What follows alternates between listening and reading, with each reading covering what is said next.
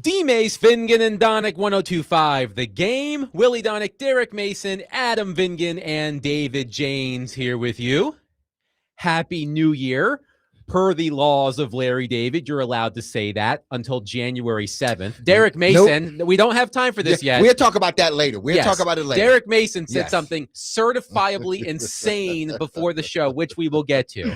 But we want to start with some breaking Titans news courtesy of Adam Schefter. He writes, quote, Tennessee, meaning the Titans, has restructured its front office to have Titans GM Mike Borgonzi spearhead the team's head coaching search and control the team's 53-man roster. He now will report directly to Titans owner Amy Adams Strunk. Chad Brinker will continue to oversee the salary cap, research and development, and analytics. Neither person's title changes, but there is now a clear delineation of duties, and the two men agreed on the adjusted front office format. That courtesy of Adam Schefter. So once again, Tennessee has restructured its front office. Mike Borgonzi will spearhead the head coaching search and control the 53-man roster. He now reports directly to Amy Adams Strunk. So, Derek, your initial reaction to that news as we await Willie Donick. New Year's resolutions by one Amy Adams Strunk. Get my house in order, so people knows who's who and what's what and who's doing what. And I hope and I do believe this is the step that needed to be made. Now, what they do behind the scenes, okay, but there had to be a true delineation between who does what and with who. And for the longest, we just didn't know. It was all a collaborative thing. That was the word, collaborative. Everybody's checking everybody, and nobody has one say over the other except the owner. Now there's a true delineation on who has the responsibility of not only finding a new head coach, but building this roster so that we can now either way point to either good or bad. This is the reason why the Tennessee Titans are getting better, or this is the reason why the Tennessee Titans aren't. We know exactly who's doing the picking of the players along with the coaches. I understand you have to make sure you get the players that the coaches want or believe they can run in their system, but also it's, hiring of the coach. And I know which direction I want to go in as far as organization and as far as the GM. So to me, I think this may have been some of the best news we've heard from the Tennessee Titans in a while. We welcome in Willie Donick, live from Calgary, Alberta, Canada. Paul Kaharski writes, quote, Mike Borgonzi isn't getting a new title, but he's getting new power. He now has final say over Titans' 53-man roster. He will report directly to Amy Adams Strunk like Chad Brinker. He will also lead the search for coach. Change comes out of conversations from a year of Brinker and Borgonzi working together and makes things clear for head coaching candidates. Brinker will still have a heavy influence in the football operation. Seems like the smart path to me. That was Paul Kaharski just now on social media. Willie, your reaction to this news? Well, it's brand new to me. My first thought or my first question really is, what will change between Borgonzi and Brinker? Because I don't know how they interact behind the scenes already. So what prompted this move? Was Borgonzi feeling a little squeezed by Brinker? And did he ask Amy Adams Strunk for a little bit more freedom or a little more control? These are just the questions that I have coming to mind. I agree with what you're saying, Derek. It's nice to have a little bit more clarity on who has say over what, but I guess I didn't sense a lot of friction during the season between those two. So I wonder what changes. Yeah, you do wonder what changed behind the scenes. Maybe, hiring the best coach means having structure on because if I'm a head coach, I need to know coming in who's making the decisions. Who do I need to go to try to get this roster the way I want to? Not to interrupt, Derek. We do have a statement from Amy Adams Strunk on this, so I will do my best to. These are always great. Here is a statement from Amy Adams Strunk. Titans fans, As we conclude our season this Sunday and approach the offseason, we remain more dedicated than ever to you, this team, Nashville, and the entire state as we build a strong foundation for the future. A few weeks ago, Chad and Mike approached me to discuss their evaluation of this past season. Over the past few years, several job descriptions in our football organization were established to address specific situations and challenges that existed at the time. After working together for the past year, they believe, and I agree, there is long-term benefit to clarifying and honing the focus areas of our football leadership. For that reason, we're returning to a front office that feels more straightforward to them and to me. Going forward, Mike will serve as general manager in the most traditional sense. Pick and support the players, oversee the coaching staff, while Chad will continue to lead everything else about the football team. For example, Mike will manage the 53-man roster and lead the head coach search. Chad will continue to serve as president of football operations, leading strategic functions including salary cap management, analytics, research and development, and other football departments. Both will report to me, and their collective goal is to return the football team to the championship caliber you deserve. We are forever grateful for your loyalty and support. I genuinely believe the best is yet to come for the Tennessee Titans, and soon. Tighten up, Amy Adams Strunk. Willie, your thoughts? I think my question still remains: is they both felt the need to go to Amy to talk about that? What was different? What was Brinker doing before? Was he all up in Mike Borgonzi's business? Was he interfering with his ability to do the job?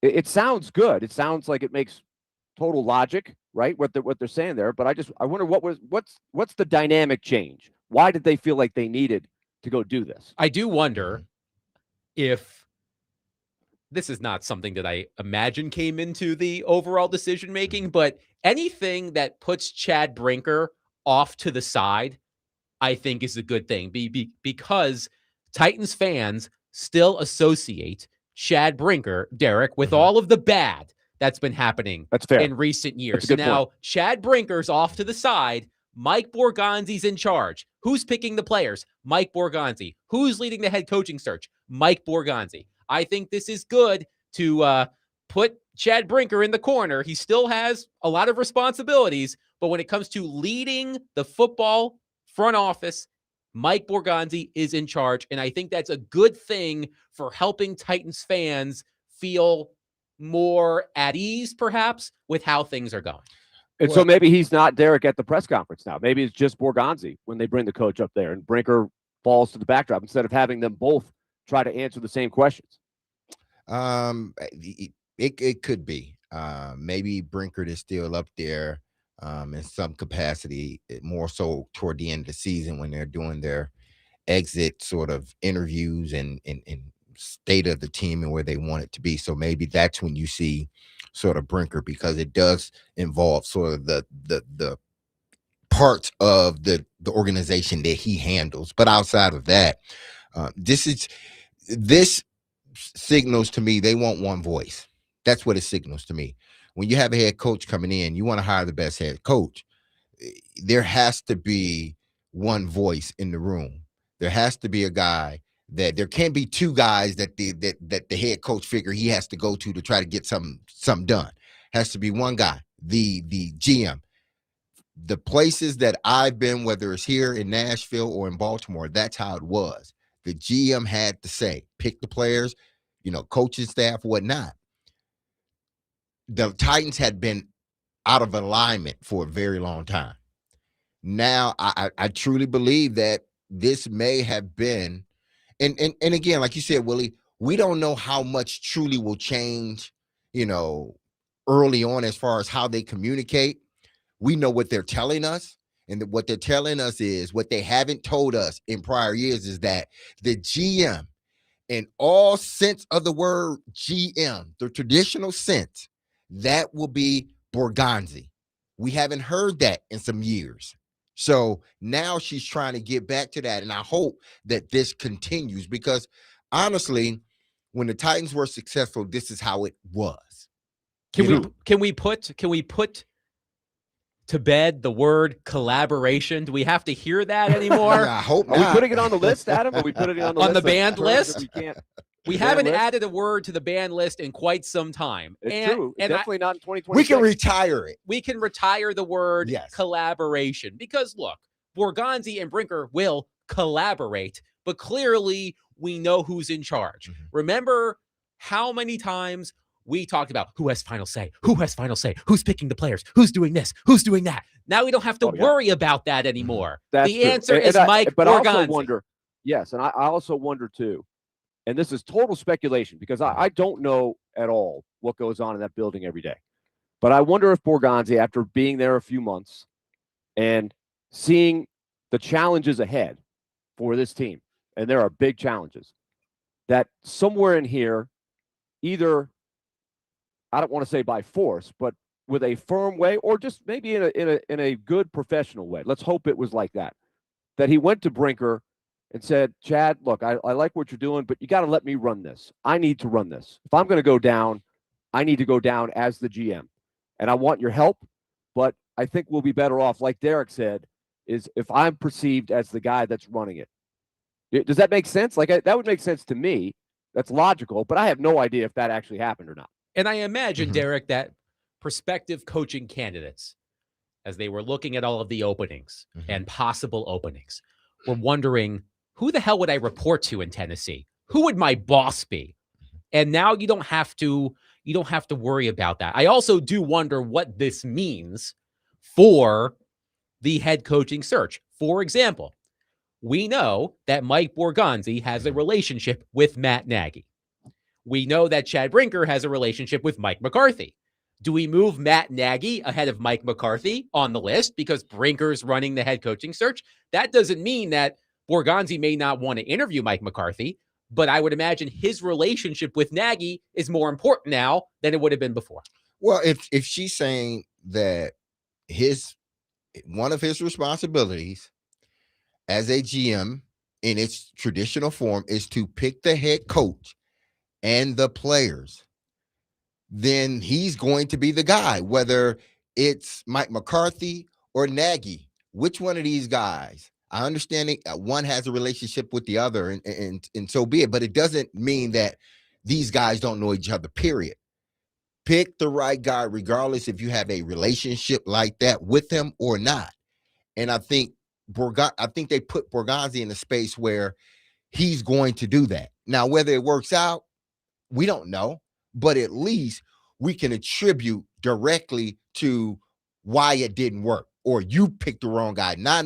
Well, maybe they said he picked him. Well, a couple of people that can't, they said this guy. Well, now we know. If things work out, we know who to get a praise to. If things don't, then we know who to put the blame on. Let's go to Mark in Nashville on our phone line, driven by Wilson County, Hunter.com. What you got for us, Mark? Yeah, how y'all doing? Hey, Happy New Year, Adam, Willie, D-May. Thank you, Mark. Happy New Year, Mark. It's fitting that you're the first caller of 2026, Mark. It's fitting. Hey, man, ain't that good? Hey, man, Sugar Free said tell y'all hi, man. So Sugar Free, we said hello and Happy New Year. That's right. She's had a damn good New Year. So there you go. But that is a good decision that Adam Strunk made by letting Borgonzi lead the charge. Adam, I kind of question why you keep saying Matt Nagy, though, because he doesn't call plays. I know he works out there with Andy Reid, but I'm just not really sold on Matt Nagy. Well, it's not about that, Mark. It's the fact that Matt Nagy works in Kansas City. Mike Borgonzi worked in Kansas City. So I imagine he's going to get an interview based off of that relationship. That's why I brought it up. Oh, okay. I got you then, Adam. Hey, I know y'all going to be talking about this later. D-Mace, you won your game the other day. Vanderbilt hates you now, man. So I hate it. But you won, though. Yes. I don't know if Adam won his bowl game, but Adam. It's not looking good right now. 34-7 Texas State against Rice, so it's not looking good. Derek Mason has one silly underdog picks. Congratulations to Derek. Oh yeah, but hey, D-Mace. Yes. It was a black day, New Year's Day yesterday, as we watched Alabama just get punked out of the Rose Bowl the way they did. Yeah. I hate to say that because I'm an Alabama fan, always have been. But, man, that program is going down, straight down to the dogs. It's really sad, man. And I wouldn't have let DeBoer or that defensive coordinator, you're not getting on this airplane going back to Tuscaloosa. It's over. you got to go. I know they owe them a lot of money, but I just hate to see a program go down like that. They look like a Pac-12 program, and like they were out there playing finesse. It's hard to believe Alabama played that way. But hey, Adam, Willie, D-Mace, Happy New Year's again. Y'all have a great weekend. And Willie, think about what I talked to you about the other day. You didn't get to answer me, but y'all have a good weekend, man. We out. Thank you, Mark. Appreciate it. Let's go to Steven on our phone line. Steven, thank you for calling. Go ahead. Hey, I hope the Titans hire somebody that's been there and has done it before, whether that's defensive or offensive. But what I was really calling about is how amazingly these teams let these OCs that get them there go. So in particular, you're talking the Chicago Bears head coach, Ben Johnson. Anybody that watched the Lions knew Ben Johnson was the guy that ran it. He was not the guy talking about biting off kneecaps. Now look, he's gone, and dude is literally looking around, not even making the playoffs when they literally have enough weapons to win the Super Bowl. And the same thing with the Falcons back in the day. Yeah, they messed up on that Super Bowl, but with Kyle Shanahan. So it's one of those things, like it's almost like no matter who we hire as head coach, we need to identify a staff, bring it in, and if we have a rising superstar on that staff, do not let him go. I just see that, and it just blows my mind. But thanks for letting me on, and y'all have a great new year. Thank you, Stephen. And we will talk more, of course, about the coaching search now that the season is about to end. The Titans play their final game of the season on Sunday at Jacksonville. The Jaguars need a win to win the AFC South. But we want your reaction. 615-737-1025. The Titans have restructured, sort of, kind of, their front office. Mike Borgonzi will serve as general manager in the most traditional sense, according to a statement by Amy Adams Strunk. He will pick and support the players, oversee the coaching staff, while Chad Brinker will continue to lead everything else about the football team. Mike Borgonzi will lead the coaching search as well. 615-737-1025. We'll take your reaction to that all show long on our phone and text lines, driven by WilsonCountyHyundai.com. But coming up next, Vanderbilt head basketball coach Mark Byington will join the program. The undefeated Commodores open SEC play tomorrow afternoon at South Carolina, a game you can hear right here on 102.5 The Game. So we will catch up with Mark Byington and to get back into your reaction to the Titans news, sort of, kind of, restructuring the front office, basically doing what most front offices do. No more convoluted job titles and all that other stuff. 615-737-1025.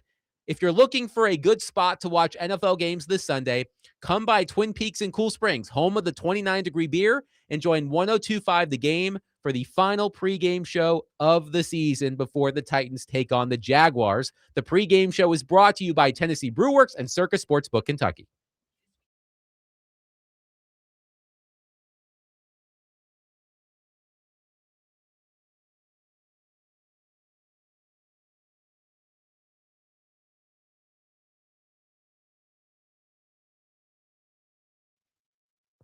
All right, let's tell you about Loan Pronto. Same game plan for 2026, and that is get yourself into better financial position and use the fact that the interest rates are down some. So if you've been stuck with some of those high interest credit card bills, or in particular, a high interest mortgage, call Loan Pronto right now and they can get you on better financial footing. They can save you hundreds, if not thousands of dollars per month with their home equity loan, which is called the Rapid Equity Loan. You can get cash out of your home's equity if that is something that you need to pay off high interest credit cards or other debt. But very simply, if you just get a lower mortgage rate, you pay less money per month. And the great part is you skip up to 2 house payments in the process. So call Loan Pronto and see what they can do for you. There's no hard credit pull up front. You probably won't even need an appraisal. So call Loan Pronto at 615-499-5780 or go to loanpronto.com. That's 615-499-5780 or loanpronto.com. Same game plan in 2026. Start the new year by wiping out high interest debt and lowering your bills by thousands. Equal housing lender, NMLS 166-1781, APR for well-qualified buyers. Visit NMLSconsumeraccess.org.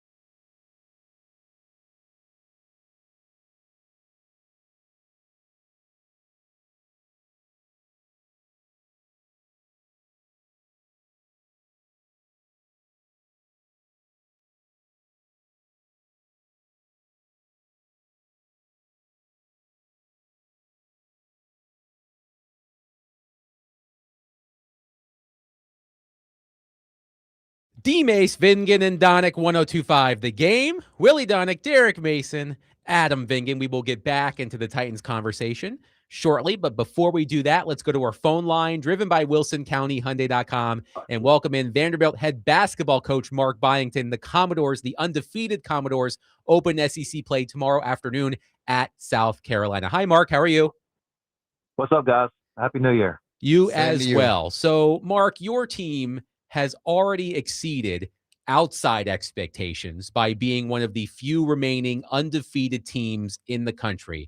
But in what areas has your team exceeded your own expectations so far this season? Well, really, what I do is I don't place expectations like you're probably the questions being asked, and the reason is because you can surpass them and then kind of get caught up in that, or you might not meet them. It's kind of a wasted energy to kind of be dejected on that. So it really is the here and now, and it's not something that we talk about with our team about rankings or being undefeated or anything like that. We kind of just keep it singular focus, and right now we're trying to go 1-0 on Saturday, and that's it. That's our only goal, and what's behind us is behind us, and what's too far in front of us is too far, and just doing that to peace of mind and putting everything you can in the possible games, especially these SEC games, and then try to do what you can to try to win, and then whatever happens, you got to move on to the next. You have multiple players who have helped you get off to this start. I want to ask you about Tyler Nickel, who has been one of the most impressive offensive players in the country so far. Where has he taken the biggest steps year over year? Well, he's so consistent in his everyday approach. And I mean, he's the same person every single day. And his attitude, his work ethic, how he comes into the gym. And so, but him having success and him having a consistent year and playing well, it's not surprising. I think the biggest thing with him is it's us finding him more, as a team. That includes me as a coach. And then our guys are really sharing the ball well. And he's been someone who's really benefited off that. We'll talk with Vanderbilt's head basketball coach, Mark Byington, who's opening up their SEC play against South Carolina this Saturday. And now, Coach, that Memphis game was a physical game for y'all. I don't think I saw many whistles being called. They allowed you guys to play. You played a physical game, you won in overtime, but then you come back and you beat Wake Forest. What did you learn about your team in that process? Because they go and they play a tough physical game, and then a week later they come and play. They go to Winston-Salem and play Wake Forest, and they pretty much had their way with them. Yeah, I mean it's two separate games, but the one thing was similar is being on the road and going to Memphis, NBA arena, and it's just a lot of different things, and they play a style that's it almost takes you out of rhythm. They play out of rhythm, which takes you out of rhythm, and so we had our chances there. We were up 11, 12, 13, and thought we might extend it, but then they came back. And the biggest thing I was proud of that game is we went to overtime and we didn't flinch. And we went to overtime. We made the plays we had to in overtime to get the win and get a road win. And Wake Forest, we just had a different level of focus and intensity about us. It was, it wasn't a game of being distracted about to go on a holiday break or anything else. And they had a great road environment. But our guys had a real singular focus of coming in, and then we started right from the opening tip and kept on going the entire 40 minutes. We're talking to Mark Byington, head coach, Vanderbilt Commodores. And, Coach, I had a great breakfast with Eddie Fogler, my coach, back in the day. He was about to come to practice that day, or maybe he had been at your practice the day before. Kevin Anglin was there, another good former player. Tremendous coach. We had a the great coach.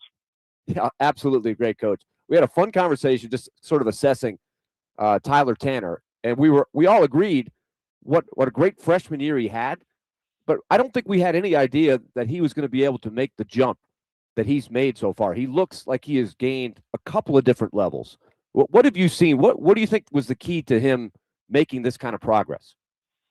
Well, I mean, he got a lot of experience last year, and the SEC was the toughest league ever. I mean, not just in the country, but historically ever. And he had a lot of things to build off of going through that season. And then, the biggest thing is, he's gotten better, but, we've put way more on his shoulders. And it wasn't something that we were worried about him being ready for, but he's responded in all these different ways. He's changed his body. He's smarter. He's really got a good feel of the game and seeing the game, and he impacts the game in every possible level. It's leadership, it's offense, it's defense, it's making intangible plays, and so I think with the extended minutes and extended responsibility, he's really come through on that. Another thing that I've been impressed with, Mark, is that you've now for a second year in a row incorporated a lot of new guys that have come in and they've done a lot of good things in other places, and it seems to really mesh very well. What have you learned in a real quick time period where everything changed so fast at how to put guys together and get that chemistry? Well, I mean, the big thing from this year is we returned 3 guys, and that doesn't seem like much, but that's better than returning 0 guys.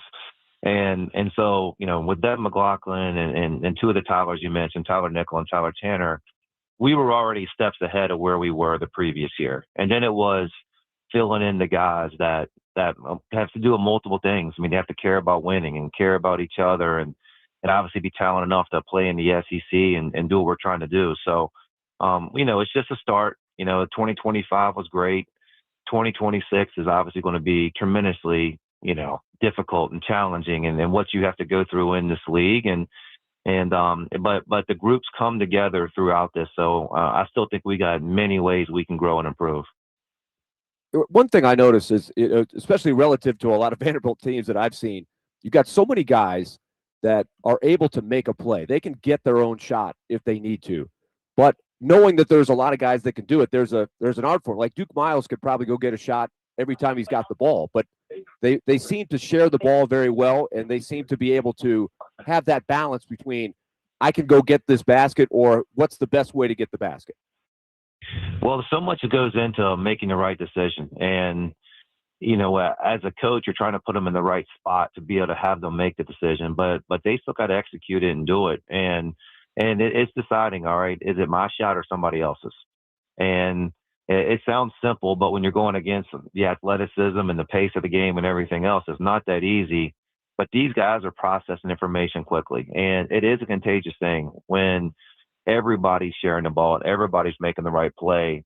You won't find the one guy who's being selfish thinking, all right, well, somebody else is doing it, so I better do it. It's actually the opposite. The good part of contagious of unselfishness. You lost a really good player. He's injured right now in Frankie Collins. How has that affected your rotation? And obviously you guys have a lot of depth, but what changes without him? Yeah, I mean, Mike James, his minutes have been extended, and Tyler Harris are the main 2. And, they're ready for bigger opportunity and more things put on them, more minutes and the game time. So, they were ready to step in even before this. And, we'll get Frankie back. It's not a season-ending injury. We'll get him back. But in the meantime, I think we can get even stronger because those 2 guys that's missing keep on growing. What do you see from South Carolina? It's never easy to win on the road in the SEC. What challenges do you see from them? Yeah, I mean, they only lost 1 game at home, and going on the road is difficult. Luckily, we've been there 3 times this year. And so that was purposeful, kind of getting ready for some SEC play. But their point guard is terrific. He was all conference a couple of years ago, Michi Johnson. He can shoot it from half court, exceptionally quick. But then the thing that always stands out with the South Carolina teams, you can even see it last year where they kind of lost some close games, was they play very physical. And, it's a team that, if you're a little bit off, they're going to make it, a grind game and tough and physical game. And they're going to start winning the loose balls and different things like that. So it's a terrific player in Michi Johnson, but also it's our mentality of how we're going to be able to, come into that arena and try to get a win.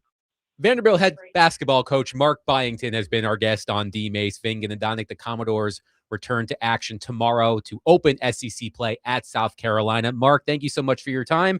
Good luck tomorrow. All right. Thanks, guys. Appreciate it. Vanderbilt, undefeated Vanderbilt, number 11 in the country at 13-0, takes on the South Carolina Gamecocks tomorrow in Columbia. A 1 p.m. start. Pregame starts at 12:30 right here on 102.5. And where am I, Adam? Canada. You can't watch the game here. Come on. Man, too bad, Willie. I'll tell you about it. I'll let you know what's Well, going I'm on. going to listen to my guys, Kevin Ingram and Tim Thompson. They're going to be my eyes tomorrow, guys. Well, so if you're listening, Kevin, you got me. If they shoot the way they shot against Wake Forest, I mean, it's going to be hard for They may anybody. not lose a game if they shoot exactly, like that. man. But if they play with the toughness and the physicality that they did against Miami, against Memphis, it's going to be hard to beat a Vanderbilt team too, because they were physical last year. I think they've gotten even more physical, and now they have better shooting.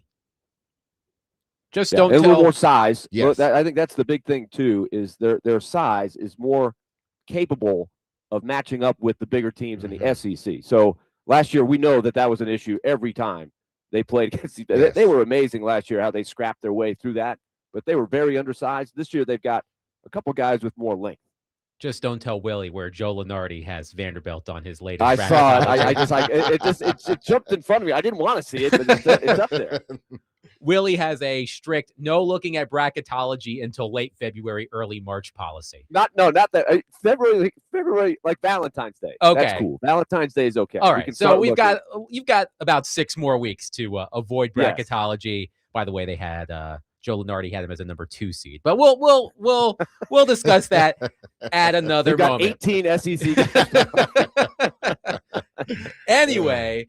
We'll continue to take your reaction to the news that broke right as we came on the air from the Tennessee Titans. Amy Adams Strunk put out a statement saying that Chad Brinker and Mike Borgonzi approached her a few weeks ago and were discussing the football organization, the job descriptions in the football organization, all of those things.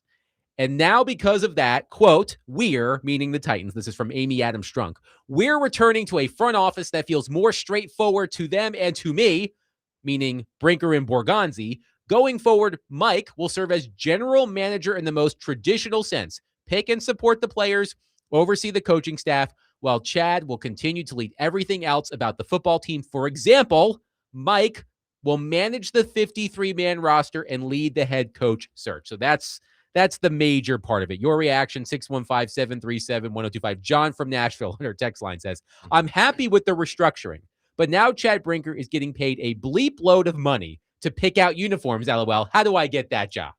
Now, Chad Brinker, the things that he's going to be doing, those are important things. But as I said before, Derek, yes. I think the most important thing, and this feels really just like, I don't want to downgrade it by calling it a PR stunt, but it kind of feels like a PR stunt. The most important thing from a perception standpoint, optics, is that Chad Brinker is no longer the figurehead in the Titans front office. That's Mike Borgonzi. The most important things that fans want to know: who's picking the players, and in the case of the Titans, who is leading the head coaching search? The answer to both of those questions is now Mike Borgonzi. There's not this, well, who's doing this and who's doing that? The palace intrigue, the supreme ruler of football, is no more in Chad Brinker. He no longer is the supreme ruler.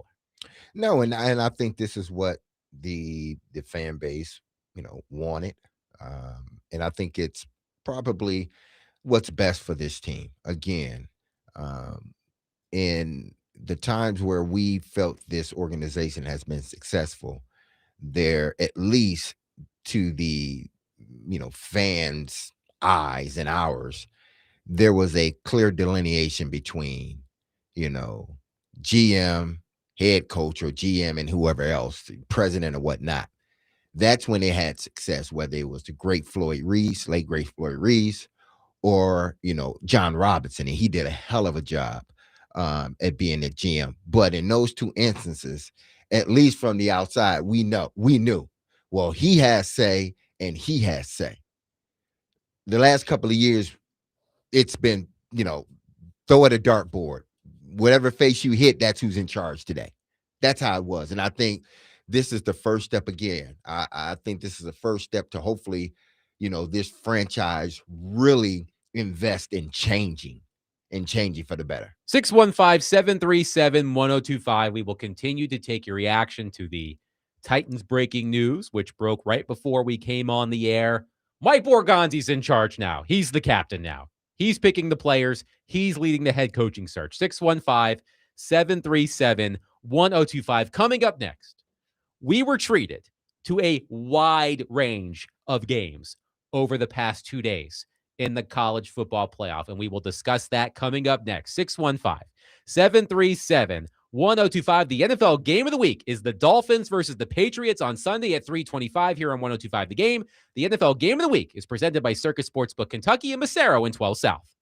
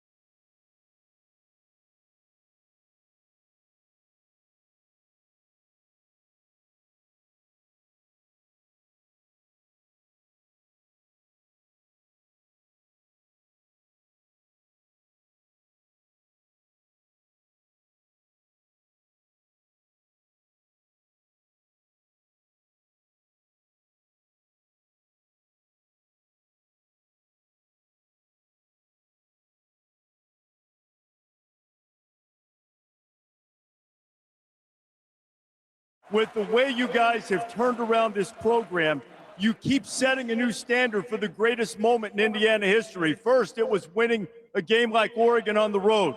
Then it was beating Ohio State for the Big Ten championship. Now it's winning the Rose Bowl for the first time and going to the semifinals. How would you describe the turnaround and what you've been able to build in a short period of time? It'd be a hell of a movie. That was Indiana head football coach Kurt Signetti after Indiana put the smackdown on Alabama yesterday in the college football playoff. Willie Donick, Derek Mason, Adam Vingan here with you. I'm liking the music, by the way. Who's got the rotation? Who would you guess has the rotation? Based on what you've heard so far. D-Mace vibe. You are absolutely incorrect. It was me. It was me. See? Nice. You change it up because usually you got something real edgy. Even your Christmas music was like edgy. I will just say that it took me a while to find a clean instrumental version of Tupac's Hit 'Em Up, which is just what you heard just now. But I was on the 90s hip hop kick over the past few days, so that's what we're getting today. But we were also treated. Were you inspired at all by the P. Diddy Netflix special? I have not yet watched the P. Diddy Netflix special. Buckle up if you want to watch that. But everybody's been Diddy. Everybody on our traveling party has been watching that and just gasping, shall we say, watching all that. But the music, of course, during that time is a little bit of what you're saying there. I was coming back to the memories of some of that stuff. Yes, we'll have more throughout the program, but we were treated to a wide range of games over the past 2 days in the college football playoff. It started with Miami pulling off another upset and knocking out Ohio State, guaranteeing us a new national champion. Then Oregon's defense suffocated Texas Tech. As I just said, Indiana put the smackdown on Alabama. And in the best game, perhaps of the year, Ole Miss rallied to defeat Georgia last night. So we have Oregon versus Indiana in the Peach Bowl, a rematch from earlier this season that Indiana won. I am seeing the line at the moment as Indiana -4 at the Peach Bowl. And we have Ole Miss versus Miami at the Fiesta Bowl. Miami favored by 3 points. So I do have a question for both Derek and Willie. But before we do that, let's go to our phone line driven by WilsonCountyHunting.com and welcome in Zach in Bellevue. Zach, thank you for calling. Go ahead. Hey, guys. Pleasure to hear y'all's voices. For me, Indiana just seemed like a monster, like a boa constrictor. I mean, it seemed like the harder that Alabama went ahead and tried to grasp for air, that the harder that constrictor went around their vital organs. And I just thought like it was a mismatch on paper. I mean, you got all these 4 and 5 stars, and then you have this puny Indiana team. I'll hang up and listen, guys. Love the conversation. Vivid imagery there. We appreciate that. But here's the question I have for both of you, and we'll start with organs. Yes, we'll start with Willie. What is your headline coming out of the quarterfinal round of the college football playoff? Hands down, it's Indiana for me. And there's a lot of candidates, by the way, but Indiana just throttling Alabama the way they did. I was absolutely shocked. And you know me. What am I, Adam? An SEC snob. Indeed you are. And they got their clock clean. This did not look to me like, hey, Alabama, they traveled a long way and they just had a bad day. I got the feeling watching that if they played 10 times, Indiana would win 9. And I might be being generous. It just looked like that. Indiana was just better. It was domination. And and Kirk Herbstreit, I thought, did a pretty good job of trying to hit people with that realization of what we were seeing, right? And everybody had the same thing. This is Alabama and Indiana. And Indiana is whipping them from start to finish. I was so impressed with what they did. I know it's coming. Dr. Locke, D-Mace, is going to be calling and flexing the Big Ten muscles because the SEC hasn't had a great postseason here, whether the playoffs or the other bowls, and the Big Ten looks great. The headline for me is physicality wins, because each one of these games, even you look at the Ole Miss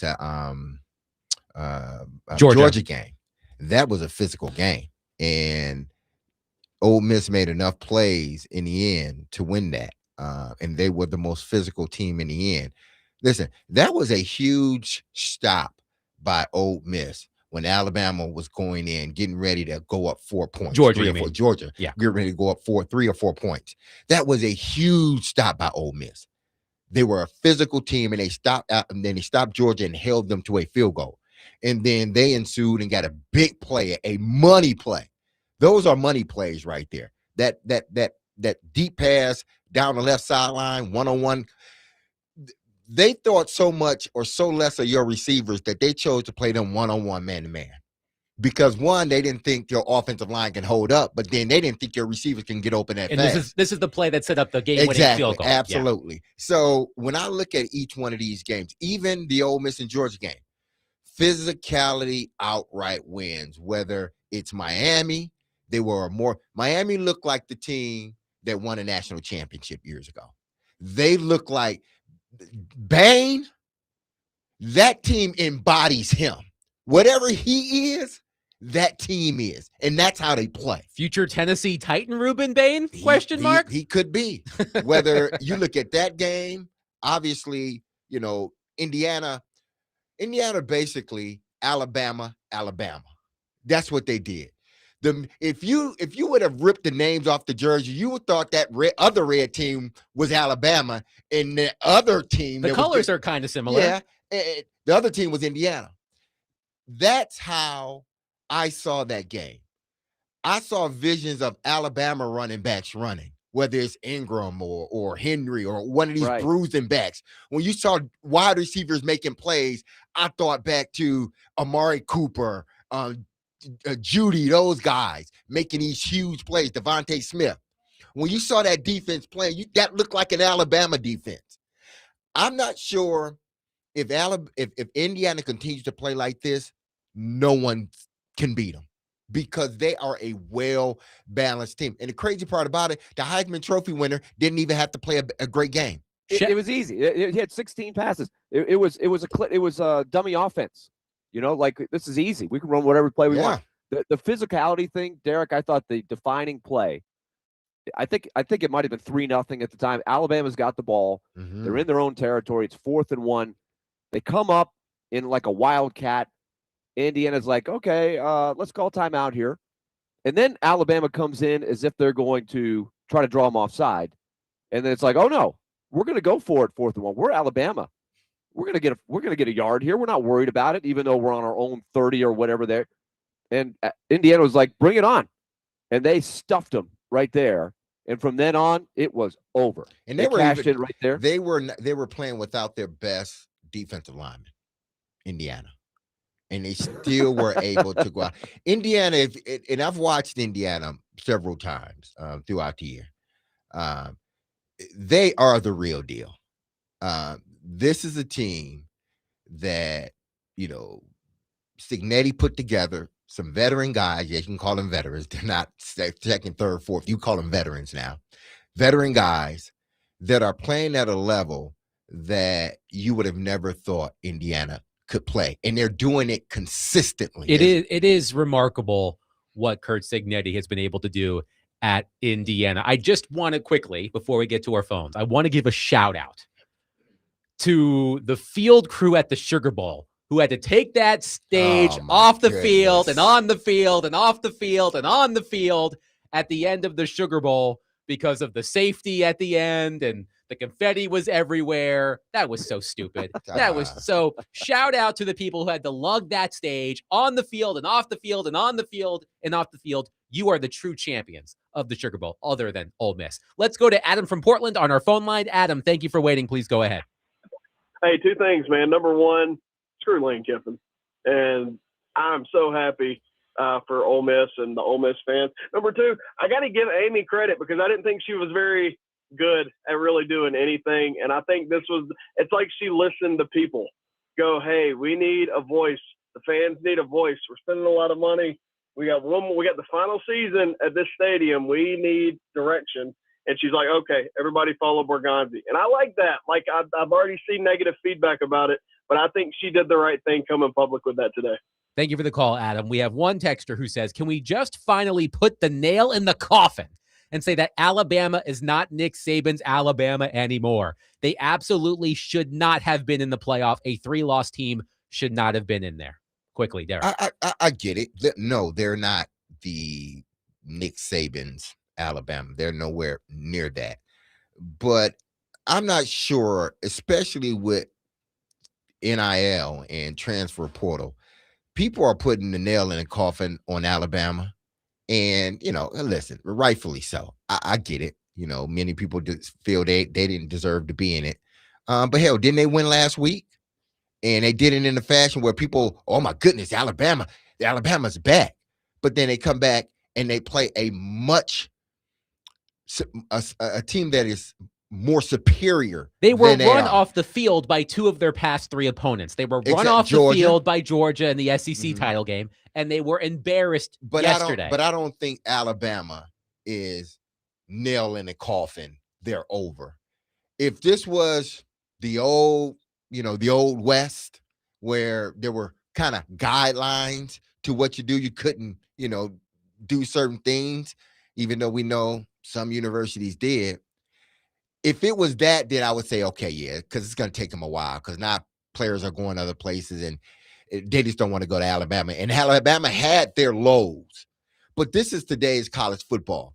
Alabama could be Alabama again. They just got to go with one or two people, one or two players, and they can be Alabama once again and find themselves, especially with the college football playoffs expanding, find themselves right back in the playoffs. 615-737-1025. We will take your reaction to the college football playoff quarterfinals. Some outstanding games. We've got 4 teams left.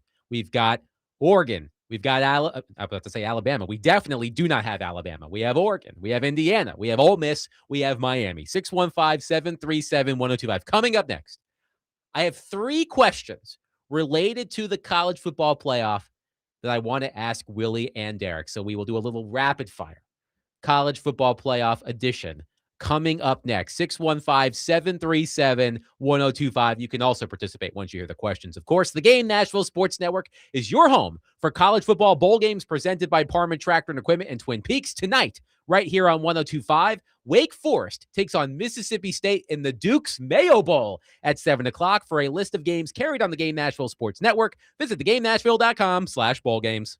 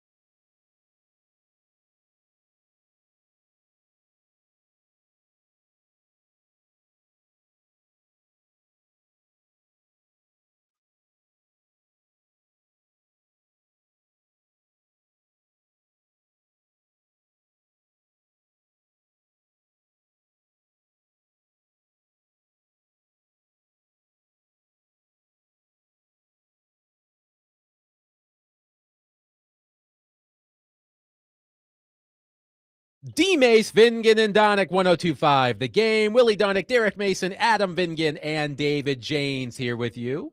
Chad Withrow from Hot Mike with Hutton and Withrow will join us in about 20 minutes. We'll get his thoughts on the news today from the Tennessee Titans. Mike Borgonzi, officially in charge. He's picking the players. He's leading the head coaching search. Chad Brinker, you go do other things that are important but maybe aren't front-facing. So we'll get his thoughts on that and the college football playoff. But I want to continue the college football playoff conversation. I have 3 questions here that I am going to ask both Willie and Derek, and you can answer them as well, 615-737-1025. So Derek, we'll start with you. Question number 1. Again, the 4 remaining teams in the college football playoff. Oregon versus Indiana in the Peach Bowl on January 9th. Ole Miss versus Miami in the Fiesta Bowl on January 8th. Who is, quote unquote, America's team? Indiana or Ole Miss? That's easy. Indiana's America's Is it team. easy, though? Yes, I think Indiana's. I mean, listen, Ole Miss is a really good story because of the circumstances, and the circumstances only arise when toward the end of the season. It's not like, people didn't think Ole Miss wasn't one of the top teams in the country, and or they couldn't win a national championship, but it was okay. Their coach league, can they sustain what they had during the season and overcome these sort of distractions? And as we see, they've been able to.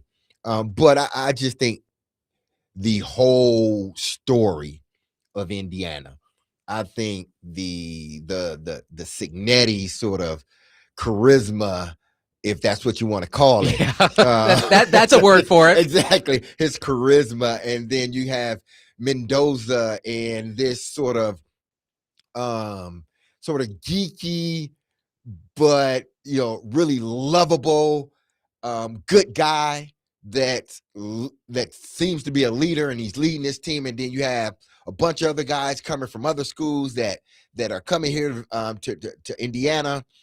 And Indiana wasn't supposed to be in this space. It was wait till they play a top ranked team. Well, they beat Oregon. Well, wait till they play Ohio State. Well, they shut down Ohio State. No, wait till they get and play an SEC team, and they just steamrolled Alabama. They are America's team. I love Indiana, and I hated them at one point. Not as much as I hate Michigan, Of course, but I dislike Indiana because they were sort of a rival in the sense. Yeah, a conference rival. Exactly, but. If they're not America's team, then who is? I know I've got 2 words for you. I've got 2 words for you. Lane Kiffin. But why is that America's team? Like I think it's a different, because people have it's an amazing story. People love to hate Lane Kiffin, and the But fact that Ole Miss America's is doing team, this. The fact that Ole Miss is doing this in spite of Lane Kiffin, so everybody loves them. That's my point. Yeah. Okay, I get But it. you know what? No, this is the separator for me. This is why Derek is right, and it's not Ole Miss, and it's not even close in my mind. Is because when you decide that you want to get down and dirty in the SEC and deal in the shadiness and the win at all costs and get maniacal, this is what you get, right? So this is unique, but it's just life in the SEC, especially you bring in Lane Kiffin to begin with. Mm-hmm. So you kind of get what you get, even though this is really bizarre. And who knows which assistant coaches are going to be there or not be there.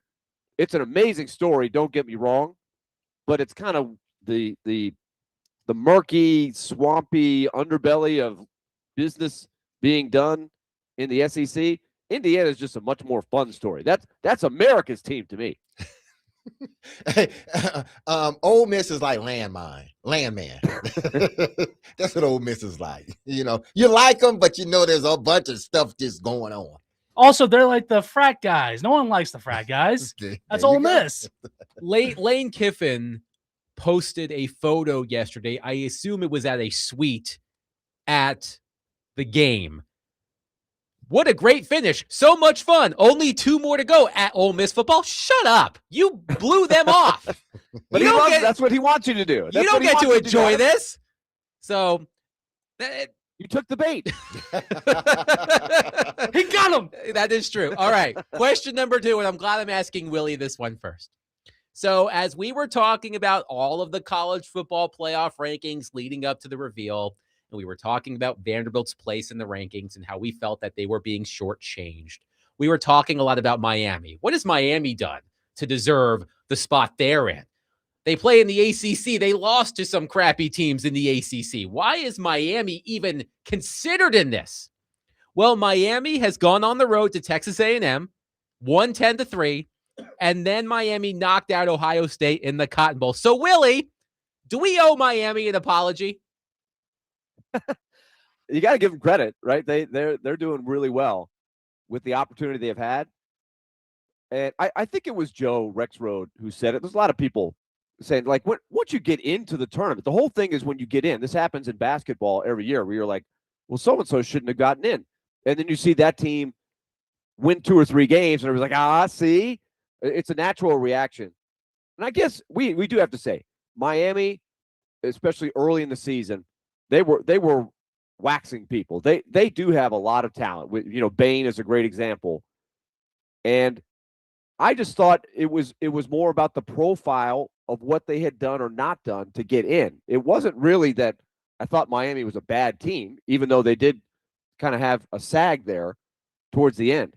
So I'm not going to apologize at all, but I give them full marks for playing their best with the opportunity they've had. And who's to say that if Vanderbilt or Notre Dame or the 2 or 3 other, the 2 or 3 teams that were the outside looking in couldn't have done the same thing? If Indiana could do it, then why not Notre Dame or Vanderbilt? It's just the opportunity. Quickly, I forgot, and it has been pointed out to me a couple of times on our text line, driven by WilsonCountyHyundai.com, that Lane Kiffin is still getting his bonuses for all of this. LSU is paying them, so he's happy because he gets to keep getting paid. So, Derek, do we owe Miami an apology for all of the criticism that we levied upon the Hurricanes once the field was set? I think so. Listen, Miami wasn't, playing their best at the end. The loss, to Louisville at the end? They lost to Louisville and SMU. Exactly. That pretty much put them in a position where they weren't playing for their league's championship game. And it was like, well, we need something to happen. By the way, a reminder of who won the ACC title. Yes. That would be Duke. Yes. Okay. Go ahead. But yes, because after that, I think, Notre Dame had a big beef with Miami. We should have been in there instead of Miami. Even though Miami beat us, we were playing better toward the end. And they were right. They were. But then you looked at Miami and you said, well, they were not playing well toward the end. But I think what you're seeing now is a Miami team that is fueled by all that. And they're fueled in a way that it can take them to the national championship game. Now, that would be a hell of a matchup between who do they play in this next up? Oh, Miami plays Ole Miss. Yes. I'm telling you, if they get by Ole Miss, and Indiana and Miami battle, those two defenses, the way they're playing, it would be reminiscent, I believe, of the Ohio State and Indiana game. The first when Indiana beat Ohio State in the Big Ten championship game was a low-scoring game, but the defense was the talk of that game. If Miami's able to, move further, this defense and where they're playing, man, it's going to be tough to beat them. And Beck is doing just enough. He's not messing up, but he's doing just enough. He's making clutch throws at the end, and he should. He's I'm going to call him, he's a veteran guy. He's been in this situation before, playing a high-stakes game when he was at Georgia. But this team has showed, and their playmakers are showing up on defense. That's why I said this team looks like a Miami Hurricanes of the old. That's how they're flying around and are hitting people. And Michael Irvin and Ray Lewis are having the time of their lives. Of course. On the sidelines right I think now. people do owe Miami an apology because Miami has shown in the way. I'm not doing it. I'm not giving it to them. Why not? You're Willie? the SEC snob. That's why. Miami has shown against an SEC team that they dominated on defense, and then a Big Ten team that had no answers for the defense of the Miami Hurricanes. If that's not telling you, you owe me an apology, what they got to do, Willie, win a national championship? No, I'm not apologizing. It's all about opportunity. Vanderbilt could have gone there. They could have won. But Notre Dame Vanderbilt, could have gone in there and won. but Vandy just lost their other game, man. It's different. Different. They would have had Stowers. It's a totally different Yeah, thing. I get that bowl part. game. Yes, Yes. You're right about it. I was Yes. just picking with you. Before we get to the third question, let's go to our phone line. Mike from Old Hickory is with us. Mike, thank you for calling. Go ahead. How you doing, guys? Good, thank you. Hey. 2026, this is a wild football thing. I've never seen where we've got Indiana, we've got Miami, and I never predicted this, ever. So my question is about the SEC. Do you think that this is the first year now we're seeing these teams that are going to go to the finals, that portal transfer and NIL is permanently transferred, not only college football, but SEC? Because now we're seeing teams now that, you know what, kids are going to say, I don't need to go to Alabama. I don't need to go to Georgia. I don't need to go to Ohio State. I can go somewhere, get paid a lot of money, and guess what? Win a national championship. You guys think that that's kind of what's going on here now? Well, I think it's not just Thank you, college Mike. football. I think it's college sports. Yes. I think really, if you take a look, if you're smart with your formula and you have at least enough NIL resources to compete, you don't have to have the most money, but if you're smart with it, I think forever, as long as we're kind of in this world, which the world is going to obviously evolve within what we're seeing here, but I do think that watch college basketball. You might see somebody that's never won it before win the thing. College baseball, we've already seen examples of it. It can happen. It's different. that leads us to our third question. And I am going to read directly from Stuart Mandel of The Athletic here. And here we go. The All-SEC Sugar Bowl was a thrilling game, but the SEC as a whole is having a disastrous postseason. The league has gone 2-6 in CFP/bowl games when not facing each other.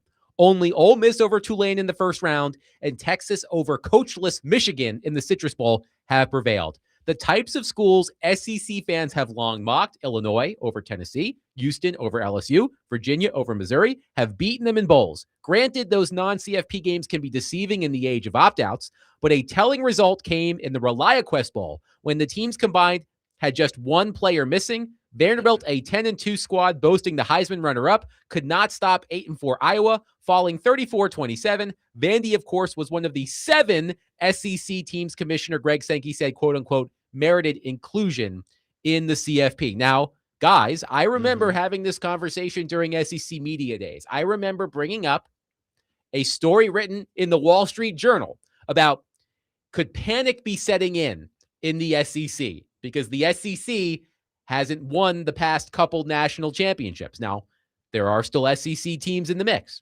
So, well, it's only Ole Miss, right? Yeah. It's only Ole Miss. It's only Ole Miss. So it's all up to Ole Miss to save the SEC. But we were talking about this in the summertime.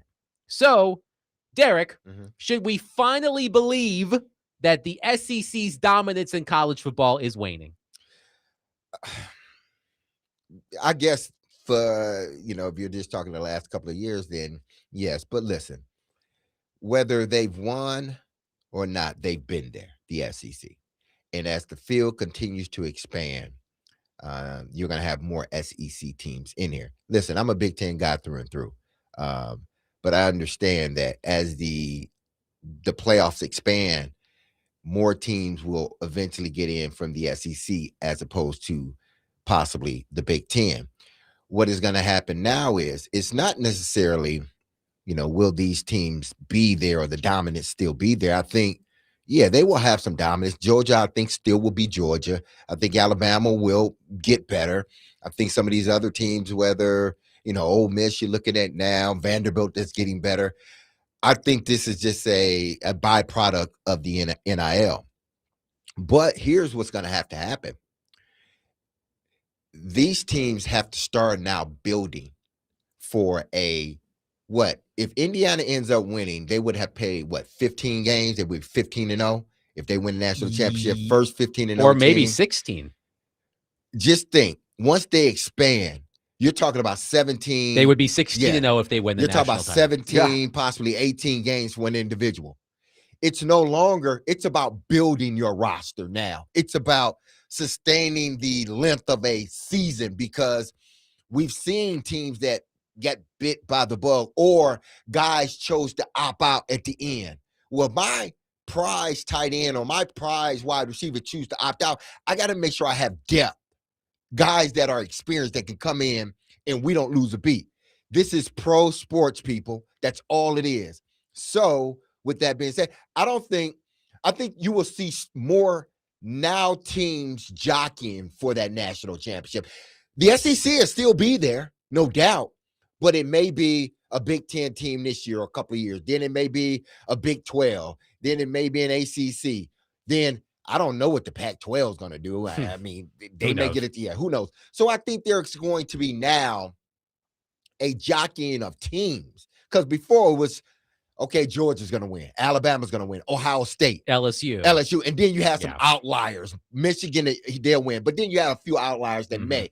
I think now you're going to start seeing more SEC teams or more ACC teams. It's going to be the same teams, but they're all going to be jockeying now for a national championship. All right, Mr. SEC snob, you answer the same question.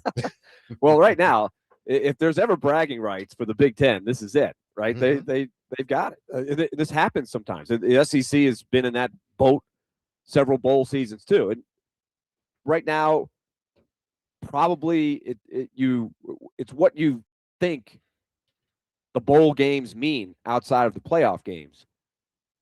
To me, the separator for the SEC is just the top to bottom desire to win for all 16 of the teams that are in there. I mean, it will never change. They will do anything to win.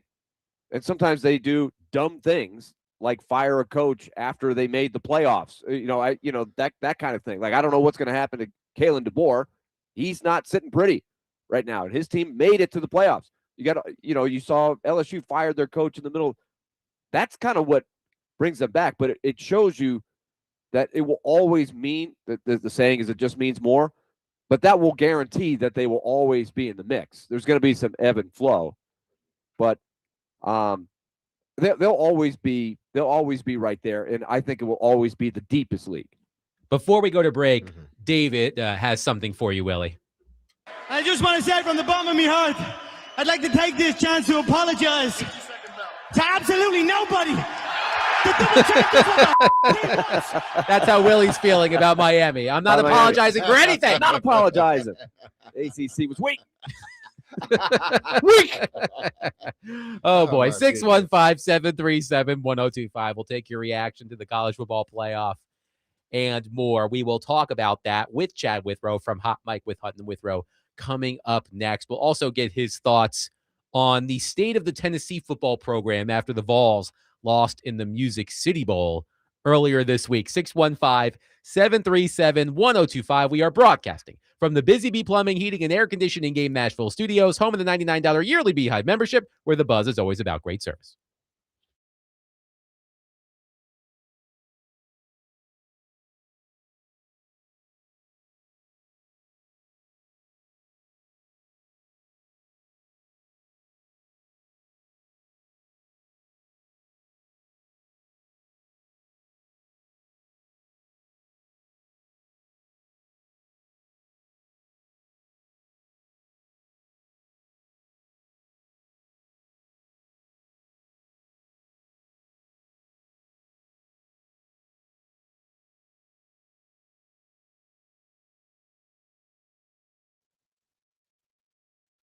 All right, let's talk about Loan Pronto. The best financial move you can make in 2026 is lowering your mortgage rate. And if you got stuck with a higher one over the last year or two or three, as the mortgage rates have gone up, they've been down now. And so you need to call Loan Pronto and find out what they can do for you. And if on top of that, you need to take some money out of your home's equity to pay off other high interest loans that are killing your budget every month, like your credit card bill or your car loan, Loan Pronto can help you with that. There's no hard credit pull up front. You probably won't need an appraisal. Fast, easy solutions from your home's equity and your mortgage rate. So call right now and get in the game. LoanPronto.com is the website if you want to just go surf on that, or call them directly, 615-499-5780. That's 615-499-5780. or loanpronto.com. Start this new year by wiping out higher interest debt and lowering your bills monthly by hundreds or even thousands. 615-499-5780. Equal housing lender, NMLS 166-1781, APR for well-qualified buyers. Visit NMLSconsumeraccess.org.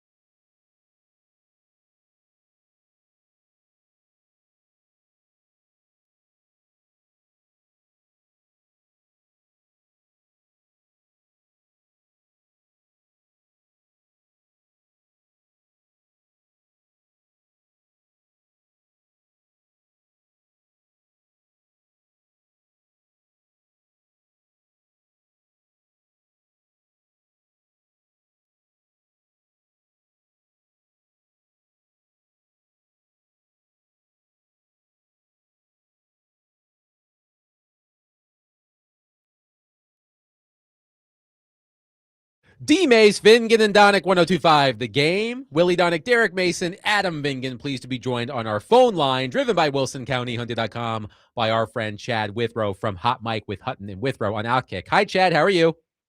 Doing great, guys.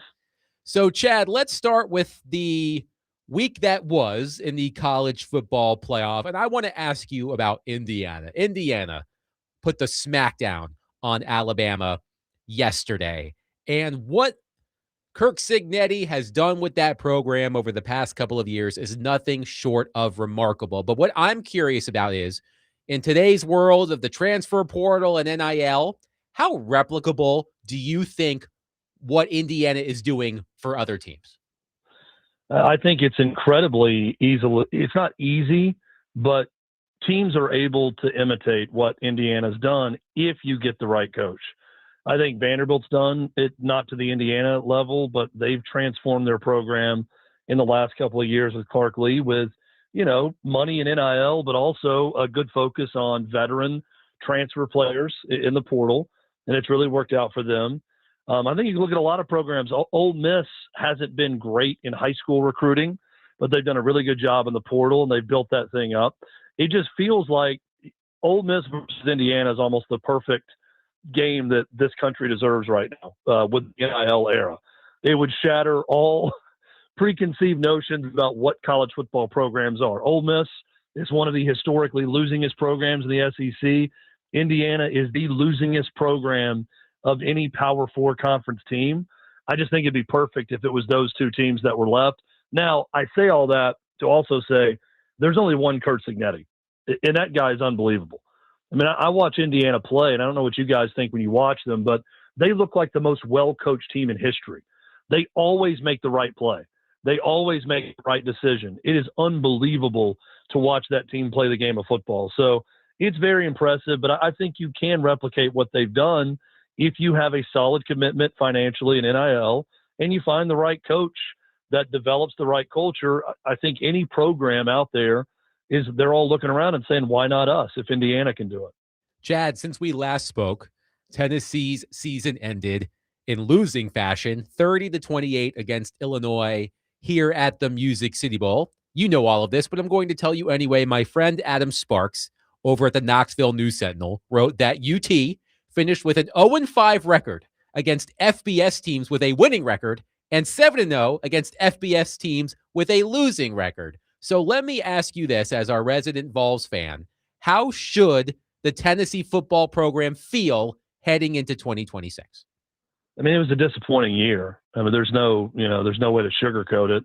It was a bad year for Tennessee football. I mean, they finished 8-5, but yeah, I mean, they beat the teams they should beat. They had a close call against Mississippi State, a pretty close call against an Arkansas team they should have handled better. But against the good teams, they came up short. You could put the what-if game in there. Hey, you lose 2 All-American, All-Conference caliber corners really before the season starts. Jermon McCoy never played a snap. Ricky Gibson played about a quarter and a half of football before he was lost for the season. That certainly put their defense behind the 8 ball, but the defense wasn't good enough. The offense wasn't good enough in the biggest moments. They had a kicker issue, which I just saw in the last 15 minutes, that Max Gilbert has entered the portal. That's good news for Tennessee fans. It was a bad year for him in the biggest of moments. He missed another kick against Illinois that could have been the difference. So, yeah, look, I think it's a disappointing year for Tennessee. But the key for Josh Heupel was to not bury his head in the sand and say, hey, I've done a pretty good job here for 5 years. I know what I'm doing. I'm going to stick with my friends. I'm going to stick with my coaches. Instead, you got to take a long look in the mirror and be willing to adjust. And I think what we're seeing so far from Heupel is that he's doing just that. He fired Tim Banks and hired Jim Knowles, the defensive coordinator. He let the contract expire of his strength coach, who's been there with him since Central Florida. He's making some moves that I think shows a guy that knows this is a program at a crossroads going into year number 6. It's got to be better next year. And, guys, that schedule is not going to be any easier a year from now from what they face this year. So I'm not saying, it's all hot seat for Josh Heupel, but he's got to show improvement. And I think it starts with making sure you get the defense right. And that's going to be going heavy in the portal and seeing if Jim Knowles and his system, if it can take quickly. If they can do that, and you figure out quarterback also, and I think Tennessee has a chance to be pretty good again next year. But as far as the postmortem on this season, yeah, it wasn't good enough. And I think that Music City Bowl kind of encapsulates the whole season when you got a 3rd and 6, and in a dumb way you jump off sides to give them 3rd and 1, and that ends the game. That pretty much sums up Tennessee's season. Now, which dominance do you think was a little bit more surprising? The Hurricanes' dominance over Ohio State, they held them to under 50 yards rushing, or the dominance that Indiana had over Alabama? I mean, I think it was Indiana, D-Mace, because it was the way in which they did it. Like, we knew Miami's defense was really good, and they've got NFL talent on that defense.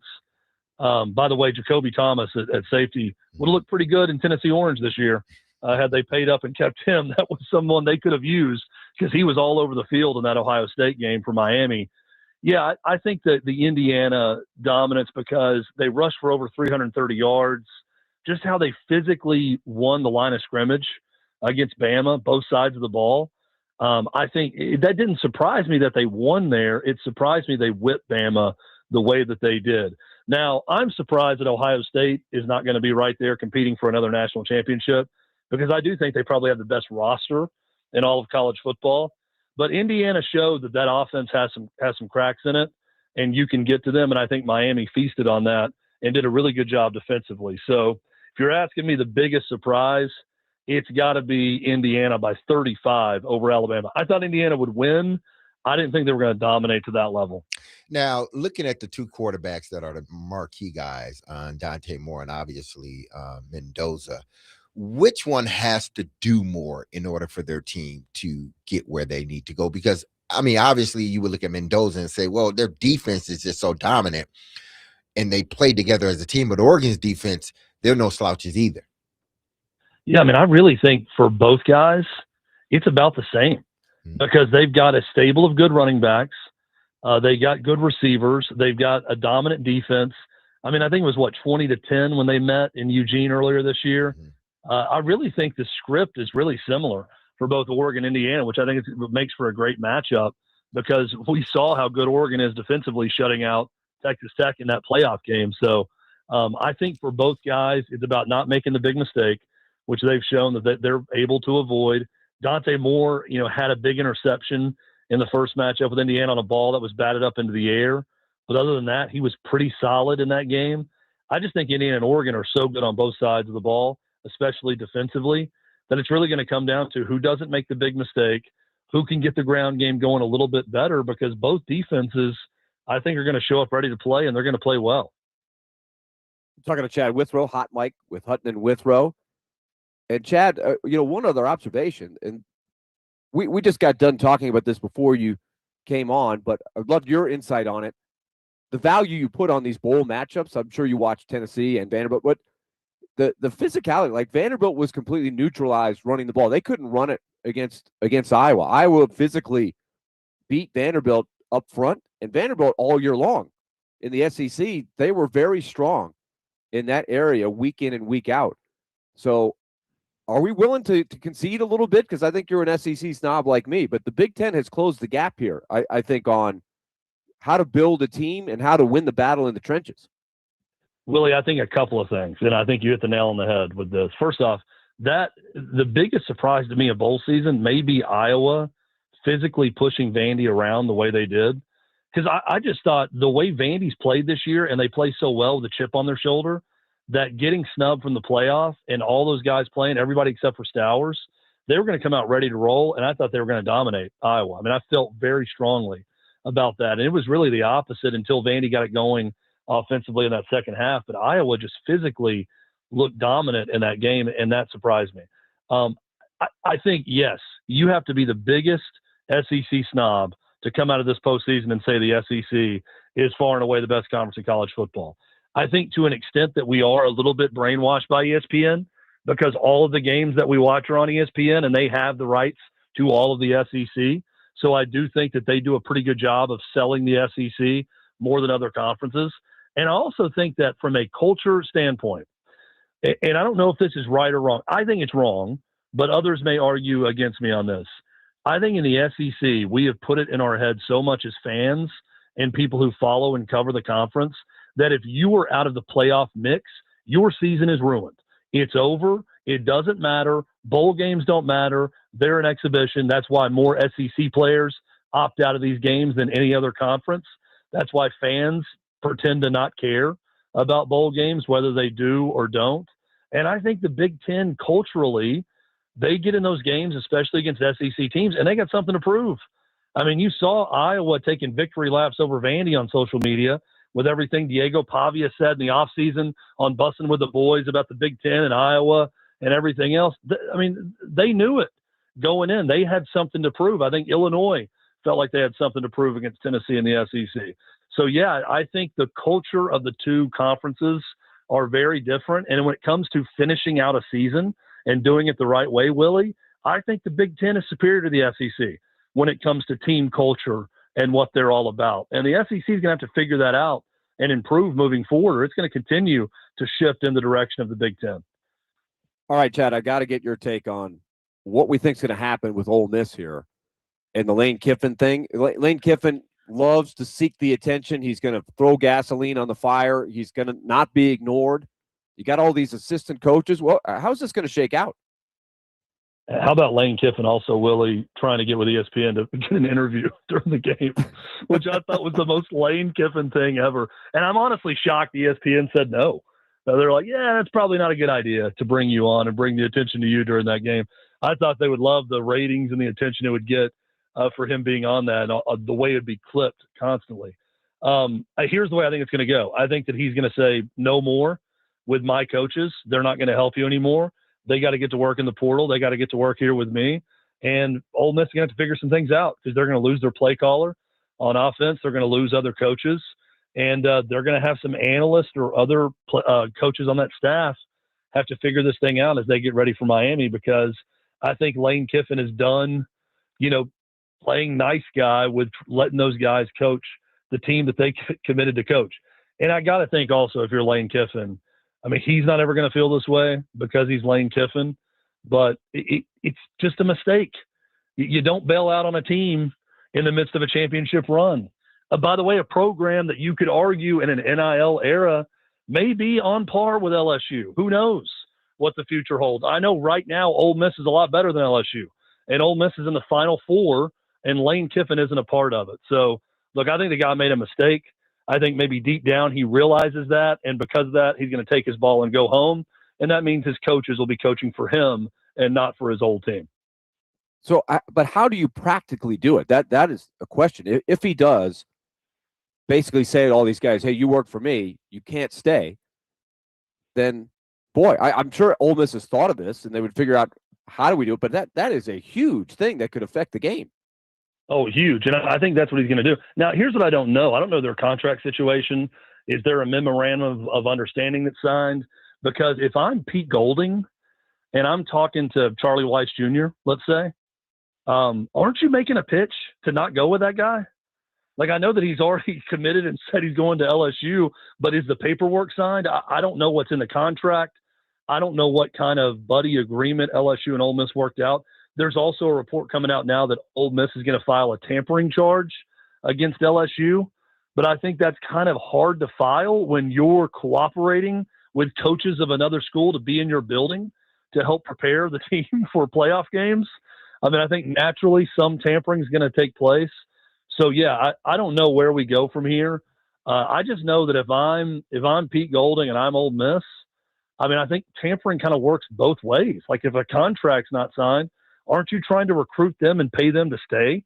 Especially Charlie Weiss Jr., who, by the way, has proven himself to be an excellent play caller in these last two games in the playoffs and throughout his time at Ole Miss. So I don't know where we go from here. I just don't think that LSU and Lane Kiffin are in the mood to cooperate anymore. Chad Withrow from Hot Mike with Hutton and Withrow has been our guest on D-Mace, Vingen, and Donick. He joins us every Friday. Chad, great stuff as always. Happy New Year. We'll catch up next week.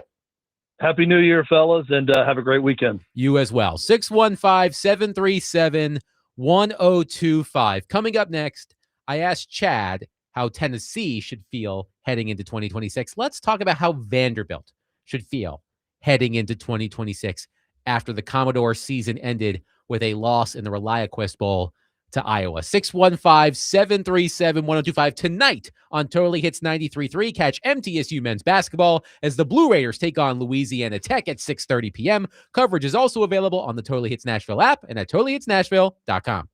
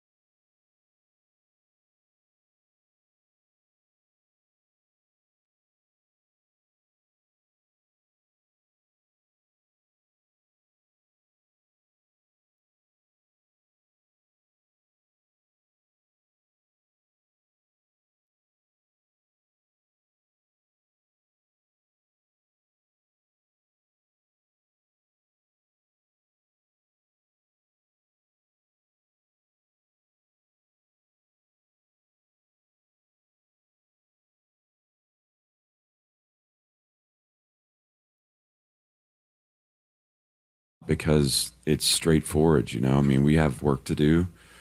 We'll have some big shoes to fill, but that's part of the excitement of this. We're gonna figure it out as we go. We'll have to change identity in some ways. We'll have to, tweak some systems, but and we'll have to win games differently next year than we did this year. But again, that's the fun of it. And what I do believe in is I got a locker room of guys that are connected, that love one another, that love playing football, and that will be returning to take this further. And that's a great starting point. We'll have work to do over the next couple of weeks to see where we net out in the portal and what we need to make sure we keep it going. We're going to introduce, I think, 20 freshmen in January, which will be great to get those guys' careers off and running. And the work of a coach begins. But I feel great about it. I'm excited about the future and excited to be at Vanderbilt long term, and can't wait for the next steps.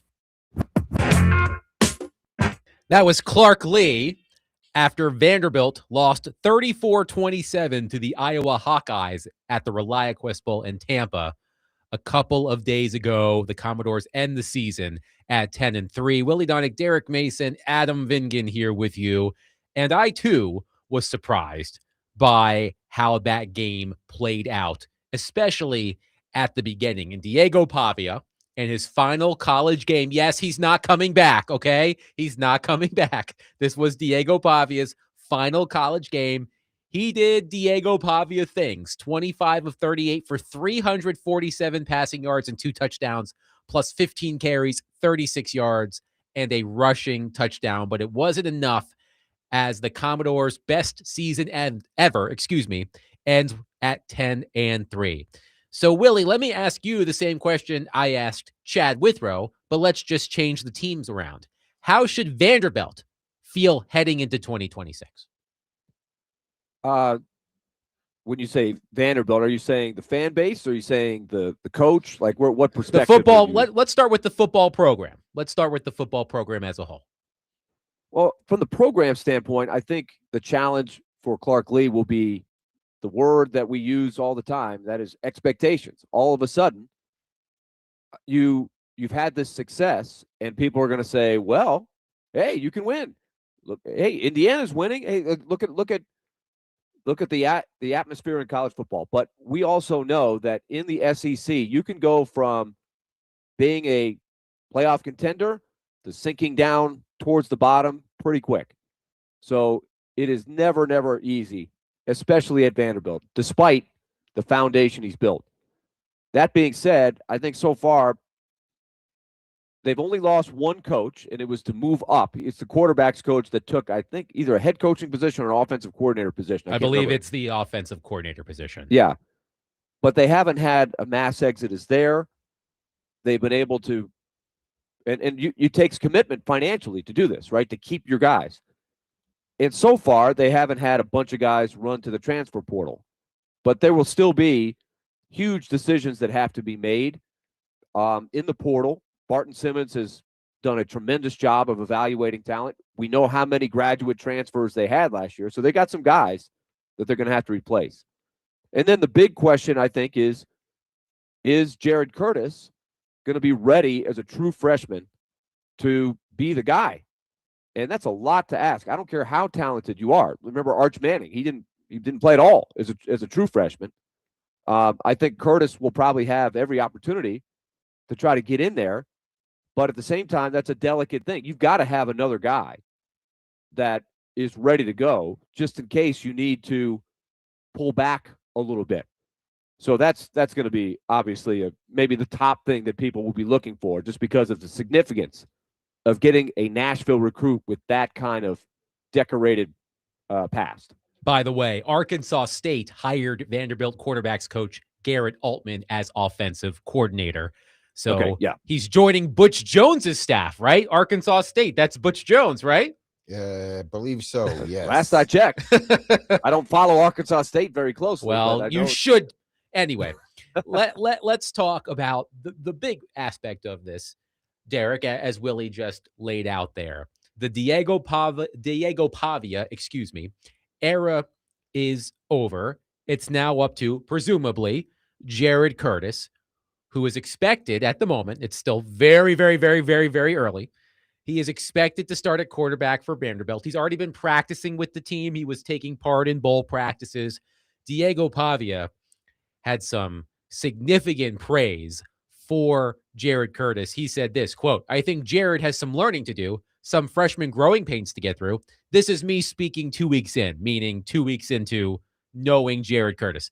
His arm is through the roof. He's got everything he needs. He's an NFL player already, I think, if he just learns," end quote. But I am fascinated, Derek, by how Clark Lee and the Commodores will have to adapt now that Diego Pavia isn't running the show. The one thing we talked about all season long, and really for the past 2 seasons, but especially leading up to the Heisman Trophy presentation, Diego Pavia is the engine that drives that offense, and he has his hands in everything. I don't know if Jared Curtis is going to be the same way as a youngster. So I am fascinated by what changes Clark Lee could make to the offense now that Pavia is no longer a part of the team. Well, I'm sure there's going to be some tweaks to it, because if Jared Curtis turns out to develop the way they want him to and become ultimately the quarterback that they believe he can, there's still steps to it. You can't just throw the whole playbook on him and expect him to run it like Diego did. But I think in time, if he's developing the way that they believe he can, then the offense can sort of look like the dual threat that you saw with Diego Pavia. But first and foremost, I think the offensive line, a lot of it's going to hinge on the offensive line, because they have guys that are graduating, guys that won't be back, guys that played key roles in the last 2 years, with this offensive line being one of the best offensive line in college football, not just in the SEC. So they're going to have to replace that. And how they replace that tells me, or will give me an indication on how well the quarterback will do in his first year, if he ultimately ends up being a starter.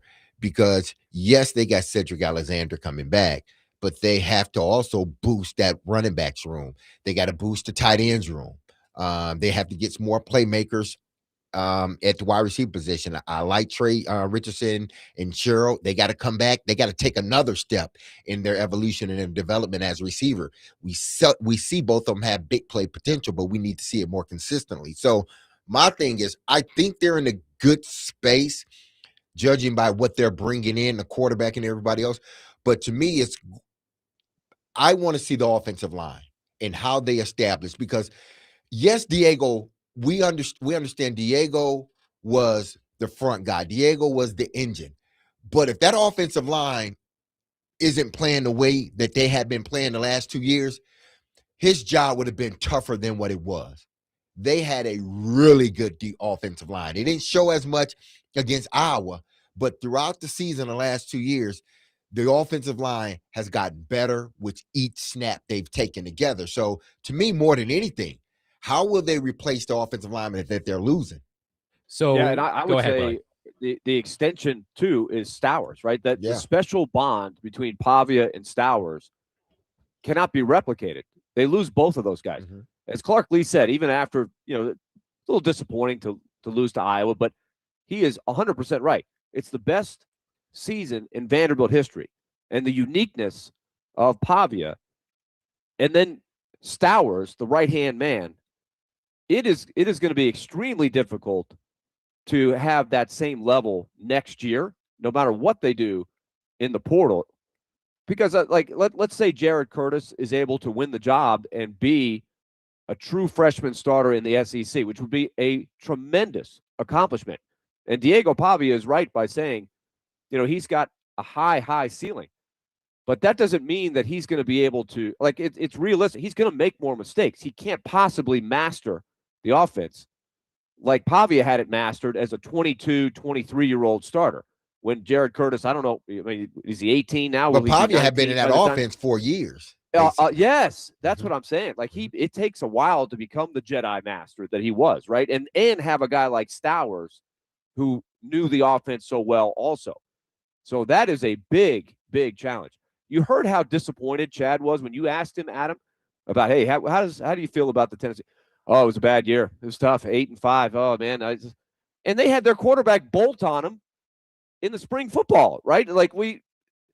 But But I do think this is what what Clark Lee's got to face, right? If Vanderbilt next year goes, let's say, 8-5, which would be an incredible season by Vanderbilt standards, but they're just not as good as they were last year, even though you got the hype of this quarterback.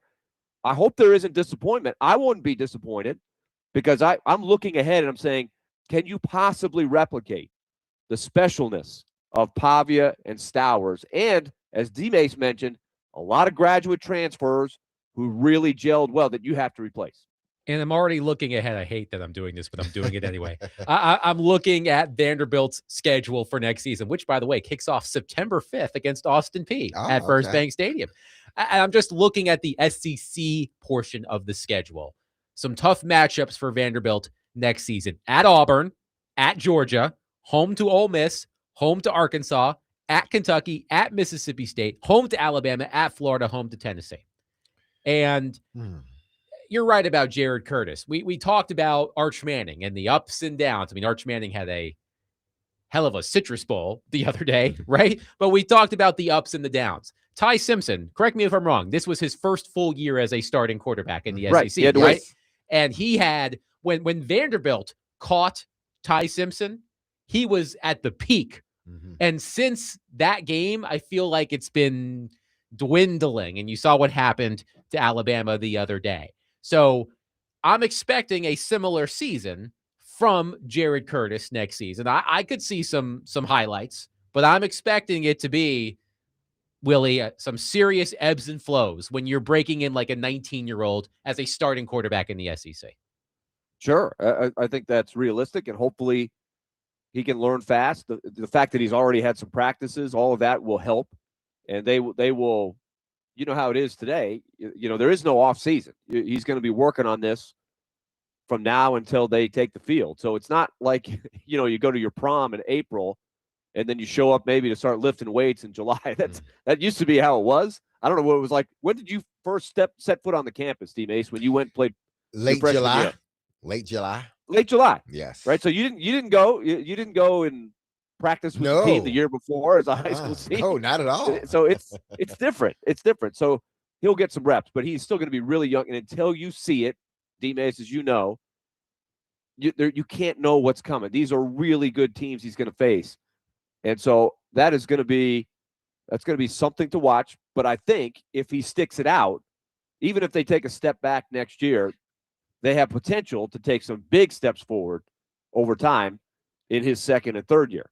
615-737-1025. We will take your reaction to the end of Vanderbilt's football season, the best season in program history. It ended, unfortunately, with a loss at the ReliaQuest Bowl to Iowa the other day. 615-737-1025. Coming up next, the Titans play their final game of the regular season tomorrow. What do we want to see from them in their season finale? 615-737-1025. We are broadcasting from the Busy Bee Plumbing, Heating, and Air Conditioning Game Nashville studios, home of the $99 yearly Beehive membership, where the buzz is always about great service.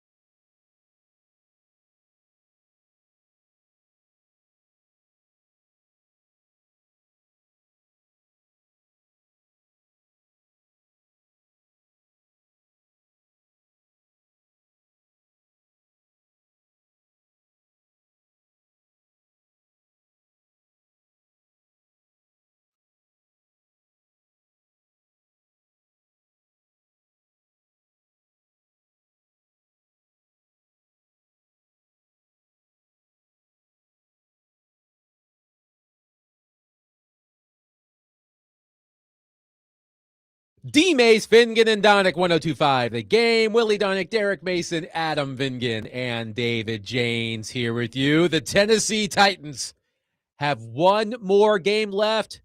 You're about to get your Sundays back, people.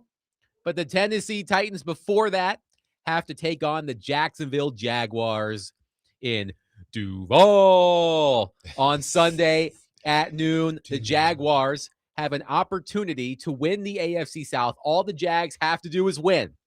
And I believe the Jags still have an outside chance of clinching the number 1 overall seed in the AFC. I don't think it's likely to happen, but it's on the table. And of course, the breaking news right when we came on the air today, and we'll continue to discuss this, 615-737-1025, courtesy of our friend Teron Davenport. Tennessee Titans GM Mike Borgonzi will now have final say over the 53-man roster, and he will spearhead the upcoming search for a new head coach. Controlling owner Amy Adams Strunk said in an open letter to fans on Friday. So we will take your reaction to that as well. But let's talk about the game. The Titans, 3-13 on the season, 1 game left, a motivated opponent.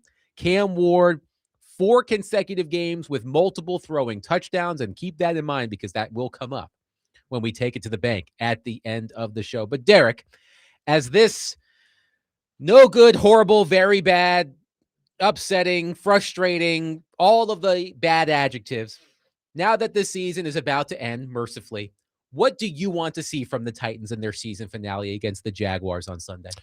I just want to see them continue to fight. We understand the lack of players they have on defense, especially because of all the injuries. But it seems like the defense just keeps fighting. Doesn't look great, but they keep fighting. We need to see that from the offense. We need to see that from the team in general. The offense has played at least Cam Ward. We've seen some development in what he's been able to do, whether it be, wins against Kansas City or losses against San Francisco or, last week against New Orleans where he played well. That's what I want to continue for him to see. I want to see them try new things. I want to see them put guys in position where they have a chance to succeed. Some of these younger guys I want to see him get Gunnar Helm more in the game this week as opposed to last week. He's been ruled out. He has been ruled out. Oh my goodness. So yeah. So there's some. We talk about it, guys.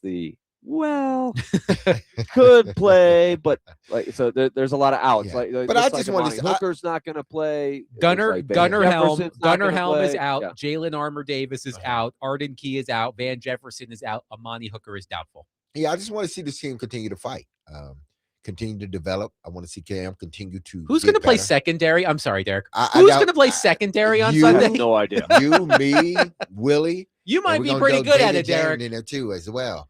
Oh my God. Yeah, but as long as for me, it's not necessarily about wins and losses right now. And I know there are some of the fan base, majority of the fan base probably wants them to lose. I don't think they can go no lower than 5th and no higher than 3rd. Let me pull up tankathon.com. Yeah. Hold on a minute. But either way, I just want to see this team continue to develop. The quarterback continue to do some of the things that we've seen him do the last couple of weeks and build on that. Willie, we've been talking, of course, all season long about Cam Ward and his progress. We've talked about the tough schedule he has facing many of the top defenses in the NFL. He has made progress. If you just look at before the coaching change and after the coaching change, he's completing more of his passes. The touchdown to interception ratio is much better. He's making more big-time throws. He's not being sacked as much. He's getting pressured, but not turning them into sacks as much. There are elements here of Cam Ward's game which are encouraging. So I think it's important for him to continue that to end the season, go out on as high of a note as he possibly can. And last week was an interesting game. We talked about this at the beginning of the week. I thought the highs in the game last week against the Saints were perhaps as high as they were all season long. The highlight reel plays, the scramble plays, all of that. Meanwhile, I think the lows may have been pretty damn low. Again, 5 turnover-worthy plays, according to Pro Football Focus, last week against New Orleans. So I think it would be good for Cam Ward to have another solid outing to give Titans fans something to grasp onto as the season ends. I'm writing this game off, honestly. Okay. I'm not expecting anything good to come out of it. I'm not going to panic if it goes really bad because it's likely to. This is a Jaguars team that's on an absolute roll. Unless they completely choke, this is going to be a very one-sided game, and it could look ugly. And I don't think that means that the last impression needs to be. You just remember last year's game was just a joke. The last game of the season against the Texans, the Titans, they shut a lot of people down. Who was even going to be playing quarterback? Remember, they mysteriously put Will Levis back in there. I don't know what's going on. So this one, I'm not really counting in the big picture of things. I would like to see them be competitive, Mace, but I'm not sure that it's realistic. Unless the Jaguars are just so tight that they play awful, they should just roll the Titans the way the rosters are looking here. Here's your weekly Tankathon update, courtesy of Tankathon.com. The Tennessee Titans are projected to pick 4th in the NFL draft behind the Raiders at 2-14, the Giants and the Jets at 3-13 each. Arizona is right behind Tennessee, also at 3-13. Then Cleveland and Washington at 4-12 apiece. So the worst they could finish is with the 4th pick if they lose. 4th or 5th? I'm going to have to do some research because on this. If Arizona wins, they lose. I mean, Arizona loses, Titans win, then it would fall. Hold on. Fall Okay. I will look this up. Okay. Hold on a minute here. Tankathon has a strength of schedule tiebreaker rooting guide. I love this. What does Tankathon? Everything. They do everything. So I put in Tennessee and Arizona here. It says, let's see, if Tennessee wins versus Jacksonville and Arizona wins versus the Rams, which is not going to happen, both finish 4-13. I don't understand this. I don't. Well, let's I don't get let's just look at a scenario in which they lose, because I think that is way more likely. But yes, what's the highest they could pick if they lose? The highest they can and what's the lowest? I mean, what's the range? It has to be 3 or the highest is 3. Well, if they lose, and they're 3-14. If the Giants and the Jets win, they'll fall back. The Raiders would be, if the Raiders were to win, they would be 3-14, but they would have the worst strength of schedule. I'm trying to do this all as quickly as I can. If I had to guess, I think the highest they could finish is 2nd. Okay. And the lowest they can finish, I have no idea. I don't want to tell people the wrong thing. Yeah. Right. But they're going to be up there. Yeah, they can't get the number 1 pick. No, they are. Yeah. They can't do that. Like the Chiefs are playing the Raiders. The Chiefs have completely shut it down.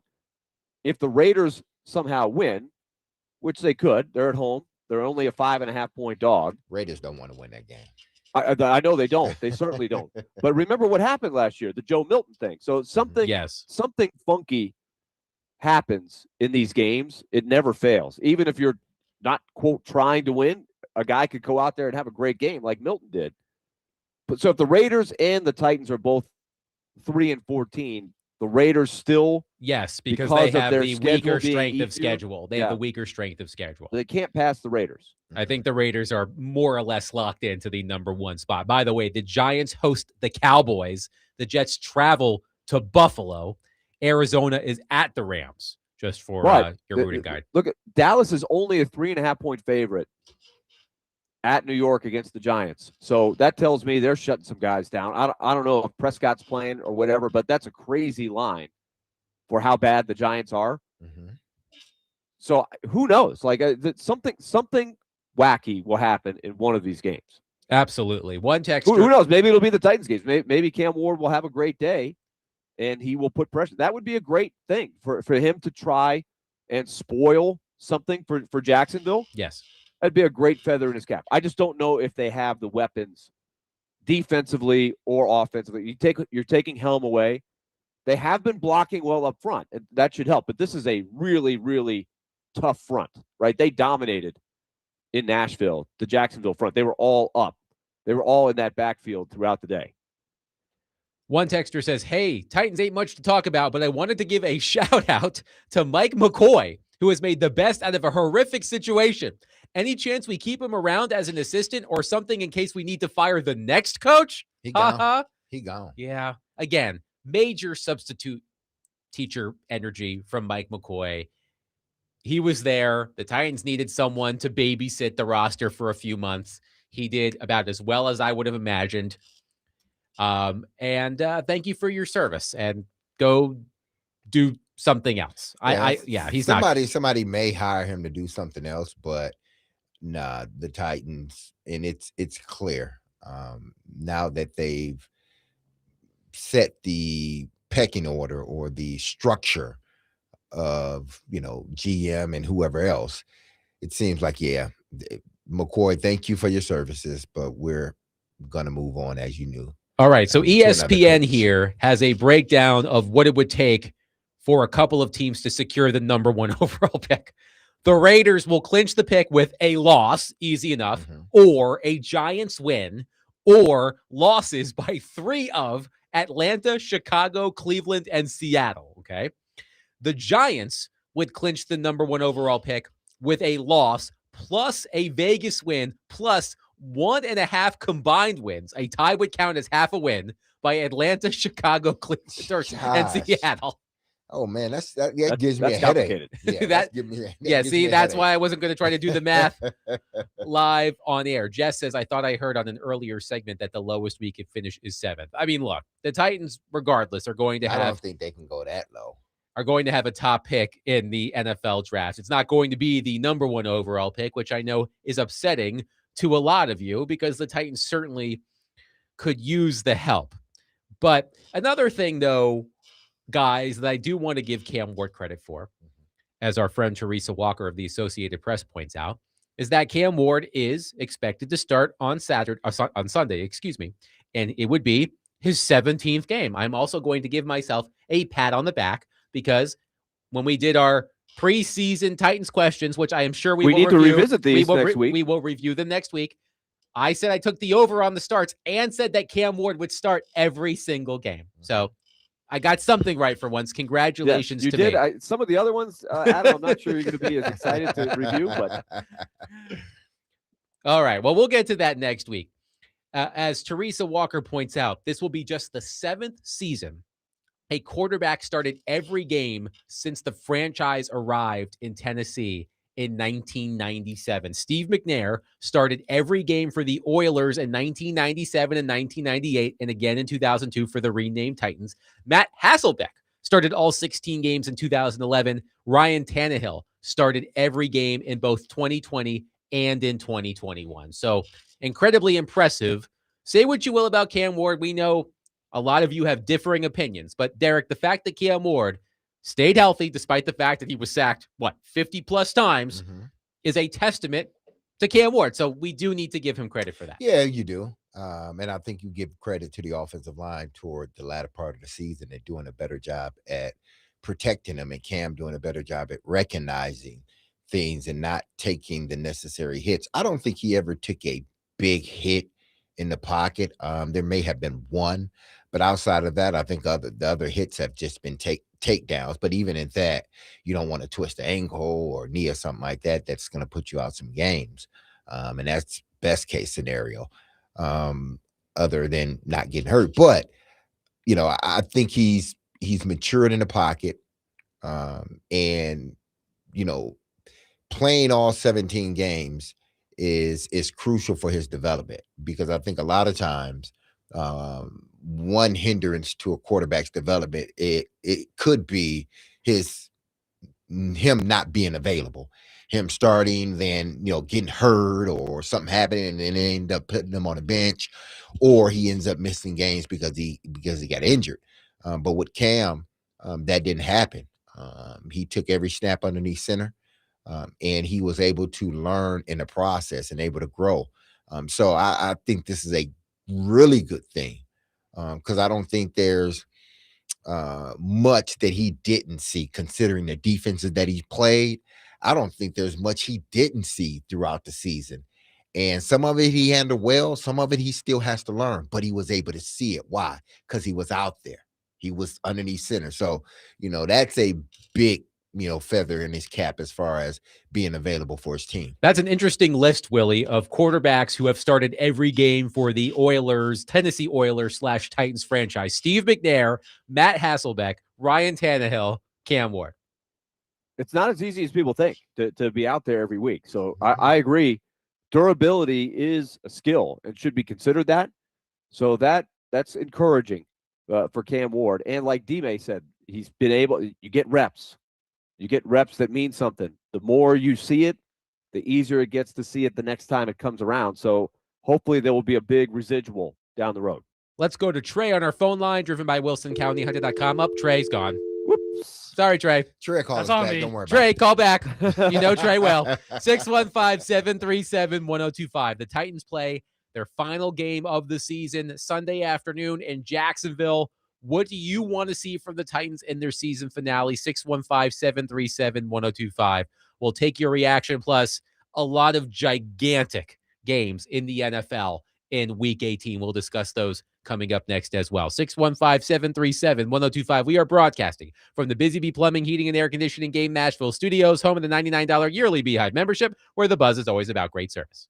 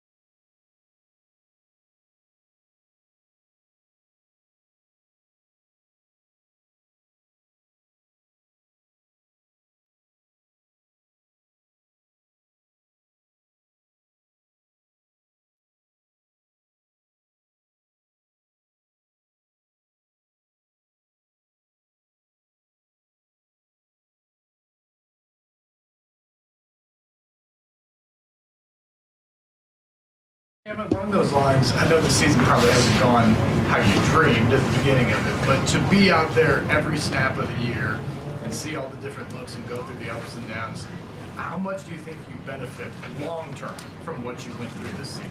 I think it's going to be able to be a key reason why I think I'll end up where I will be. Just from seeing everything to playing with different people each and every week due to injuries. And I think just continue to get me through, just my journey to, being a high level quarterback and being a guy that, we can throw the ball a lot and win a lot of games. That was Cam Ward discussing the fact that he is expected to start his 17th game on Sunday against the Jacksonville Jaguars. Willie Dunnick, Derek Mason, Adam Vingan here with you. Before we get to the slate of games, the huge games this weekend. First on our text line from Gunner, spelled like Gunnar Helm, but I don't think it's Gunnar Helm. I just want to see Cam, Iomanner, and DK remain steady. If Femi finally plays again, I'd like to see him make a play. I think Femi Oladejo has been ruled out. The defense is what it is. Just show the rookies staying steady throughout. I wish Gunner was playing. That's just a badass name. From Gunner. Let's go to Trey. He's called back. Hi, Trey. How are you? Good. How y'all doing? Good. Good. Hey, Mr. Willie, you got to be a little bit more optimistic. You can't just be saying, oh, they ain't got no chance to win. They got a little bit of chance to win, right? Lord hell. Come on, Willie. You're telling me there's a chance. There's always a chance. There's always a chance. Hey, I know. Hey, but I just want to say I'm with Derek. I'm with the OG because I feel like that they need to win this game. They should win this game. I don't know if they will win this game, but it's possible they can win this game.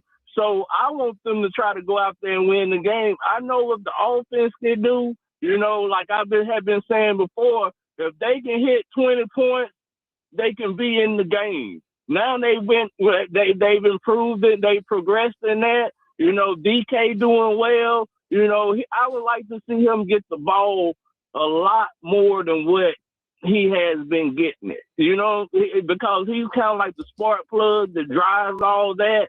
And, Cam, he's making better decisions back there. As far, yeah, he do a little flippy flop here and there, you know what I'm saying? But that's normal. But it seems like, to me, the game is slowing down a lot more than what it was in the beginning, which is a positive. I've been hard on him. I've been real hard on him because I see the potential, and he's tough, too. He don't get hurt, and I love players that don't get hurt intentionally doing dumb stuff and getting hurt. So I just want us to go out there and win this game. And y'all have, Mr. Willie, you got to be, man, come on, man. All right, you've inspired me, Trey. I've got hope. Okay, there's always Thank hope. you for the call, right. Trey. I will say, I think That's a your lot new of name, too, Mr. Willie. Mr. Willie. Not Coach Willie. Yes. Not Willie Dunnick. Mr. Willie. When he's not being optimistic, Right. Mr. Willie. That's what I tell my son to call Willie, Mr. Willie. Look, some of y'all could take a lesson from Trey. Trey, as he said on the call, has been very tough on Cam Ward. But you know what? Over the course of the season, Trey's mind has opened a little bit. Maybe he's seeing things in Cam Ward he didn't think he would. I think that's a good way of going about it. So good for you, Trey. There are some gigantic games this weekend. First of all, let's just talk about the game here. This is not a gigantic game for the Titans, but it is for the Jaguars. NFL.com spells it out quite well. Jacksonville can rise as high as number 1 in the AFC or fall as far as 7th, depending how the weekend plays out. The most likely outcome is to clinch the AFC South, which they can accomplish with a win, and they would slot into the 3 spot, most likely. They do have the opportunity to be the number 1 seed. They have to win, and both the Broncos and Patriots have to lose. So unlikely, but the Jaguars still have a path to the number 1 seed if they win and the Broncos and Patriots lose. And of course, sidebar though. Yes. Be aware that the Chargers, who play the Broncos, are resting all the guys. Justin Herbert is not playing. All the guys, not some of the all guys. the guys, not most of the guys. All the guys. All as the many guys. as you can. You can only rest so many because you only have 53 guys. But Justin Herbert is not playing. So Denver is favored by 12.5 at Mile High Remember, Denver last year got to play at Mile High to get in the playoffs, and they played the Chiefs, and the Chiefs rested all the guys. All the guys. So anything like the is Broncos possible. champion. Anything is possible. Anything is possible. Anything is possible. NFL.com gives that a 3% chance of happening. The Jaguars winning, the Broncos losing, and the Patriots losing, so that Jacksonville has the number 1 seed. And who do the Patriots play? Who do the Patriots play? I don't know. Yeah, me either. Who do they play? The Patriots play the Dolphins. No. Not a good team. No, not at all. Let's talk about one of the marquee matchups this weekend, one that Derek Mason is intimately familiar with. The Steelers and the Ravens. Winner take all. Winner wins the AFC North. Loser goes home. Derek Mason, your read on this rivalry that you know quite well. Well, it's going to be a hard-fought game, I tell you that. I wouldn't be surprised. I would be surprised if it's a blowout either way. Lamar Jackson is playing this game, but if Baltimore wants to win, they got to get a ball to Derrick Henry. That's tried and true and tested. If they want to advance, at least it needs to start. As good as Lamar Jackson is, but he hasn't been the Lamar Jackson we've seen in previous years. Injuries have slowed him down. He's been in and out of the lineup, but you can always bank on him. You know, listen, I would put my odds on him to make a big play than not to. But if you want to have a chance to win this game and give yourself a realistic, then it has to run through Derrick Henry, especially this time of year. Pittsburgh dealing with their injuries. Their star receiver, DK Metcalf, isn't playing another game because of his, situation. Because he smacked a fan. The situation on the sideline being just dumb. I'm going to call that dumb because that is dumb. And it costs you a lot of money being dumb. But we saw what Pittsburgh wasn't able to do without DK last week. Now they're going up against a Baltimore team playing better defense. I'm not sure if Pittsburgh's going to be able to move the ball much through the air this upcoming week. But Baltimore, hey, listen, I've seen Baltimore play like world champs, and I've seen them play like the Titans. Which team is going to show up? Willie, they're the one team that has the most riding on this weekend is the San Francisco 49ers. The San Francisco 49ers play the Seattle Seahawks. The winner clinches the number 1 seed, a first-round bye, home field advantage throughout, and the NFC West title. And here's the kicker for the 49ers if they win. They will play all of the remaining games, including the Super Bowl if they make it there, at Levi Stadium.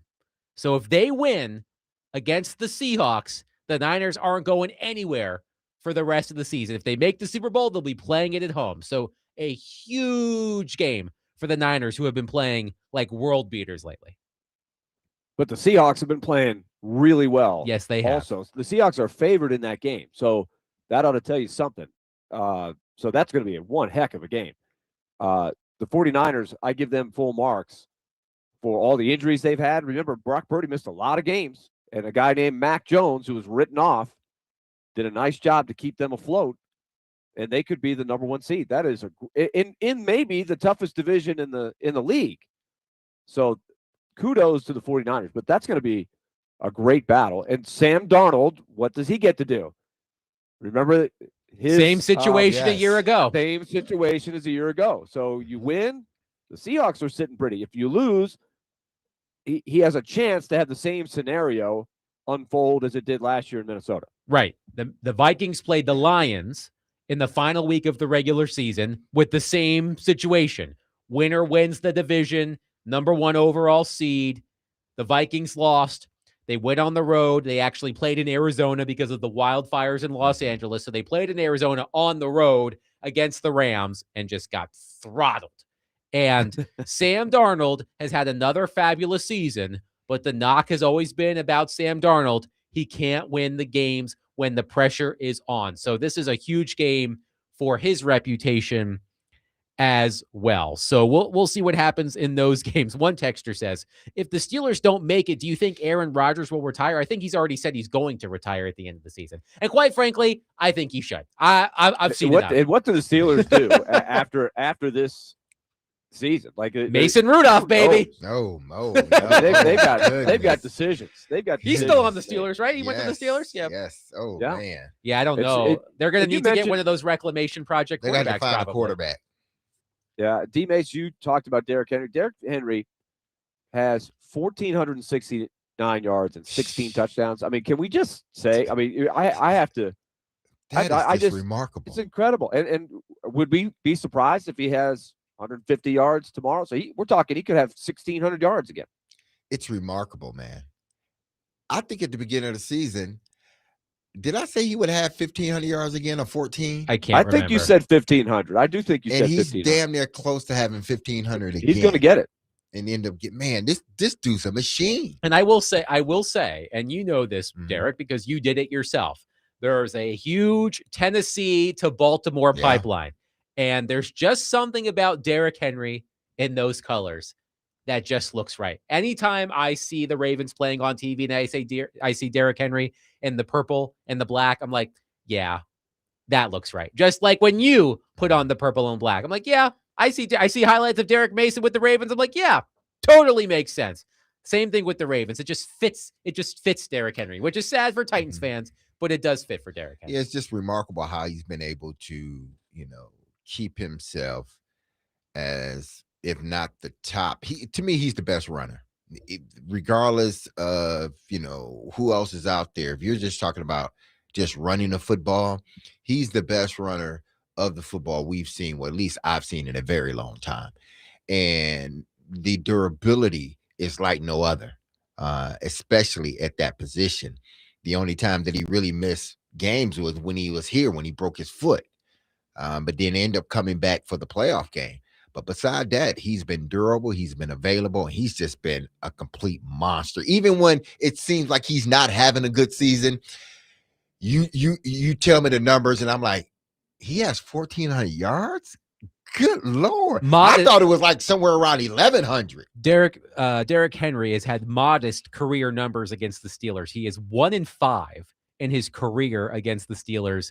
106 carries, 503 yards, 3 touchdowns. That's an average of 4.75 yards per attempt. Now that's of course a staple of the Steelers going back decades, right? They are as good as anybody over the years of neutralizing the runner, right? They would rather lose the game than let a guy run for 150, 200 yards. One texter says, is it just me, or did Matt Nagy just become the most likely coach next year? We will talk about this more next week again with the news today that Mike Borgonzi, he's in charge. He picks the players now. He's overseeing, he's leading the head coaching search. We did talk about this at the beginning of the show. Now that Borgonzi is in charge of the coaching search, do people with ties to Borgonzi move up the list? That includes Matt Nagy, who is the offensive coordinator of the Kansas City Chiefs, the former head coach of the Chicago Bears. And they do have a personal relationship. There was a great story by Dan Pompei in The Athletic about Matt Nagy earlier this week. We will talk about that next week. But yes, Matt Nagy is certainly on the list. One texter quickly says, it was asked on a different show, but if Derrick Henry is inducted into the Hall of Fame after his career, do you think he would be introduced as a Titan or a Raven? I think it'd be introduced as a Titan or both. I mean, I don't know. I mean, they don't really do that. No, it's not the same like in baseball. It's not like baseball, you got to in, have the hat It's on, not like you go in as a member. Well, let me rephrase the question. Titans or the Ravens. Let me rephrase the question. When his career is over, do you think people will most associate him with the Titans or the Ravens? Depends on if they win the championship. That's a big part of it. If he wins, if he gets to the Super Bowl and wins it, or if he just gets to a Super Bowl, I think people will remember the Super Bowl and attach the Super Bowl Baltimore Ravens to Derrick Henry. I mean, people here will know he spent 8 years here. I think it was 8 years, somewhere around there. But if he spends another year or two in Baltimore while winning a Super Bowl, I mean, it would be hard for people to look at him not a Raven. Yeah, I mean, the championship would be the cherry on top. If he wins a title with the Ravens. The question is, if he doesn't win a championship with the Ravens, who would he be most associated with? I think it still would be the Titans. I think it would be the Titans yeah. in that scenario. Yes. 615-737-1025. We will take your thoughts on the upcoming week in the NFL. Some gigantic games this weekend. Can't wait to watch them. I'm sure you can't either. 615-737-1025. We will wrap up the week by taking it to the bank. Plus, we talked about this at the top of the show. Derek Mason said something certifiably insane before the show that we were going to talk about if not for the breaking Titans news. And we're going to talk about it after we take it to the bank coming up next. 615-737-1025. Willie Darnick, Derek Mason, Adam Vingy, 1025 The Game.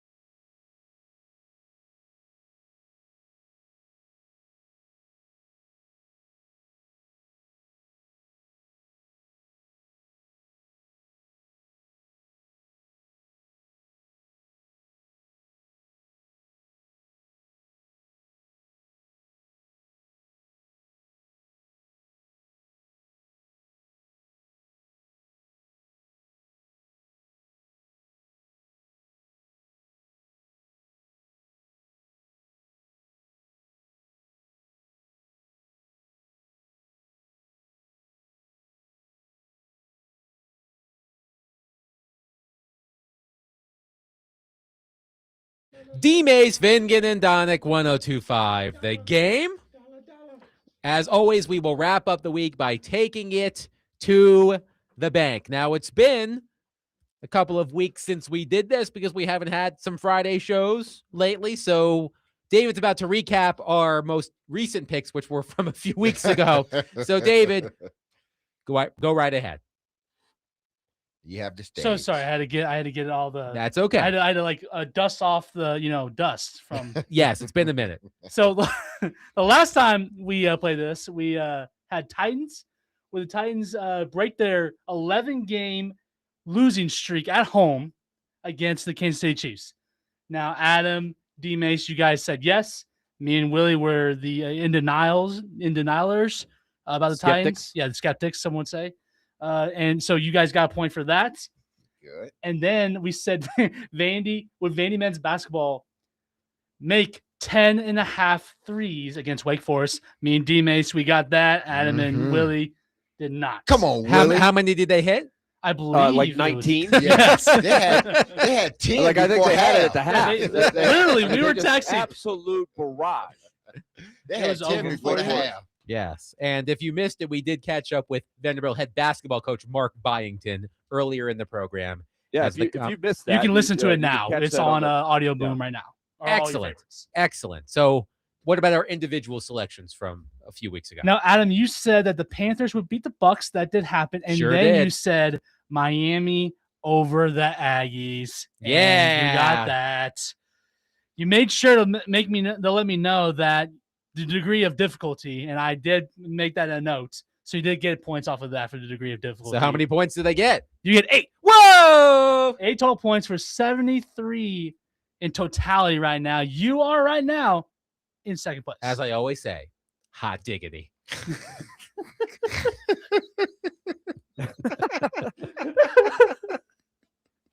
I don't know why, but it was just so funny right now. Hot diggity. All right, hot diggity. All right, who's next? All right, so Willie, Oh, you man. said Bama minus 1.5, and you got that.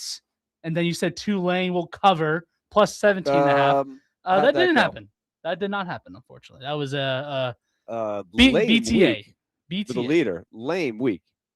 But hey, you still have the lead. You have 87 total points. You got 3 points from that week, but you have 87 They're total reeling points. me in though. It's getting a little closer here. We still got a long way to go. We go through the final four. You still got 14 points, so Closing you the gap. Have you have that gap, but it's still all you need is like a good week again.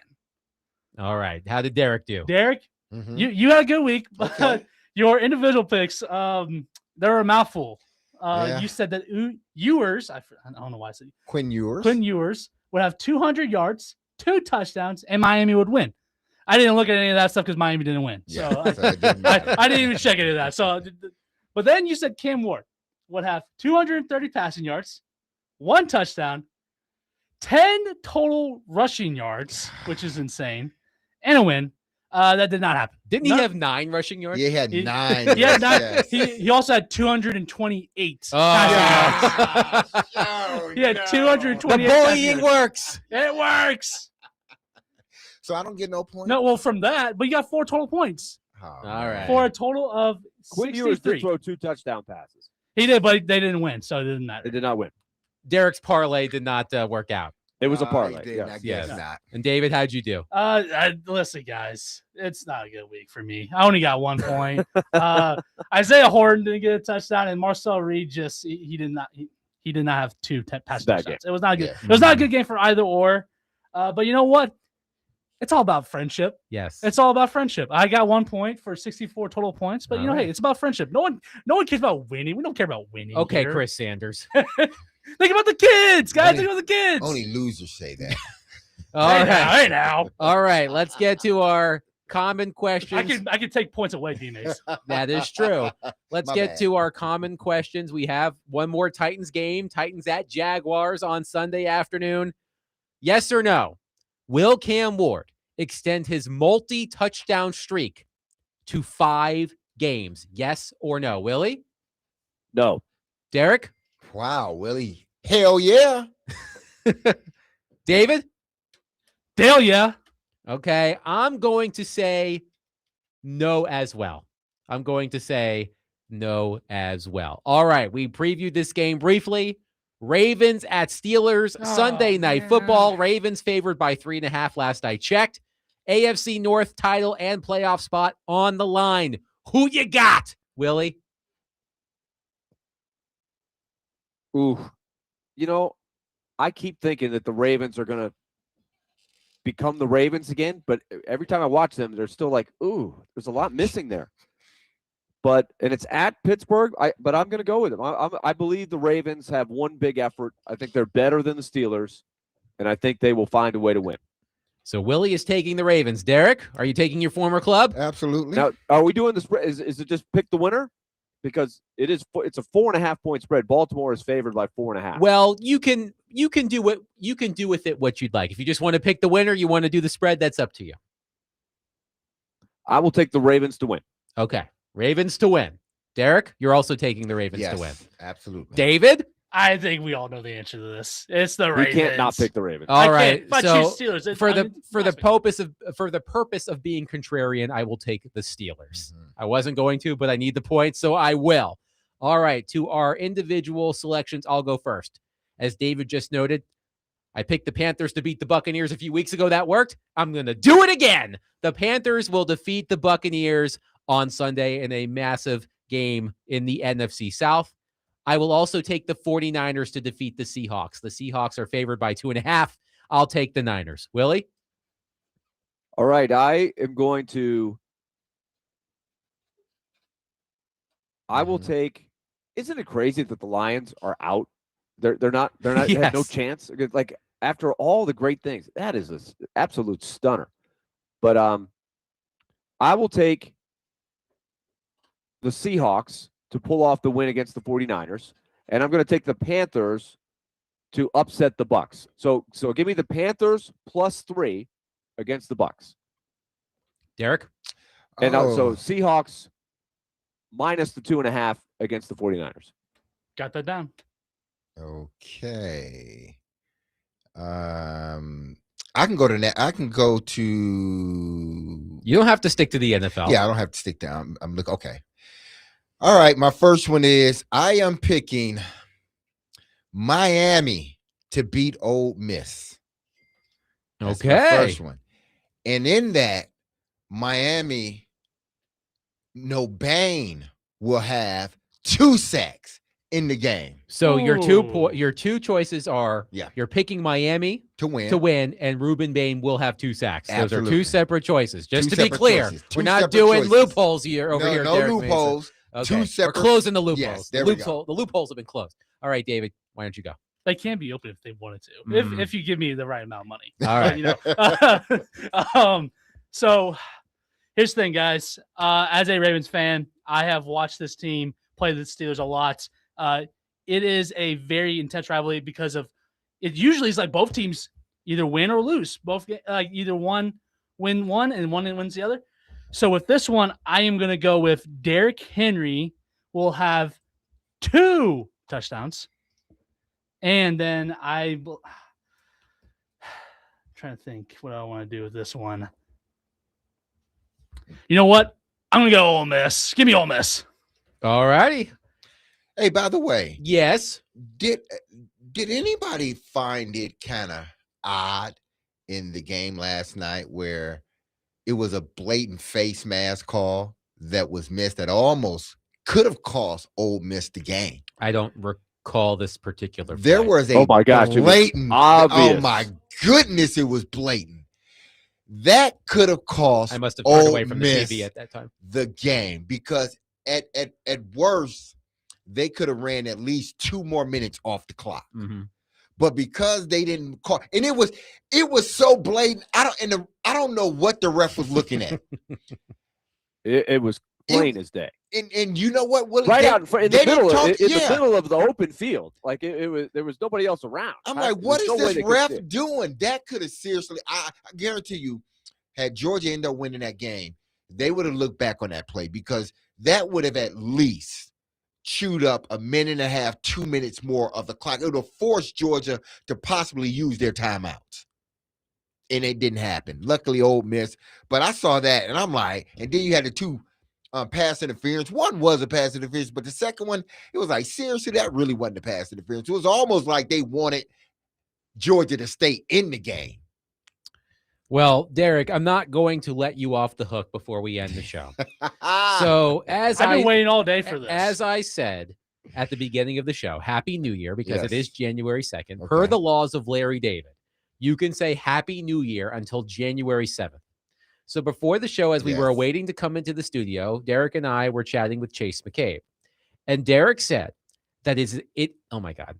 Derek said, you want me to tell him? No, I'm going to do it because I'm flabbergasted.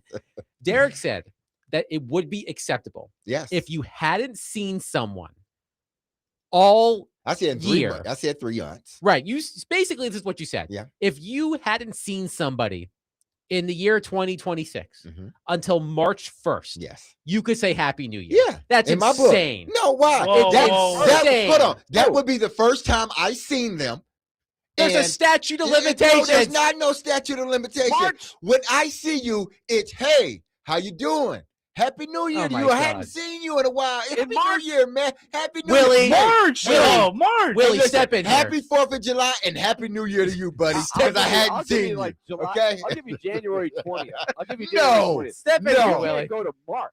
I can go to March. If I have not seen a good friend in 3 months, I'm be like, Happy New Year to you, buddy. I haven't seen you since last year. I may have given you February, but March?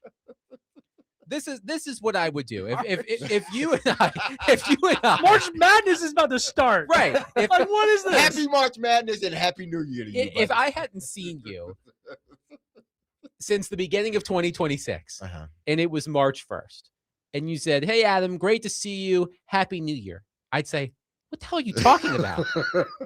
It's March. This isn't."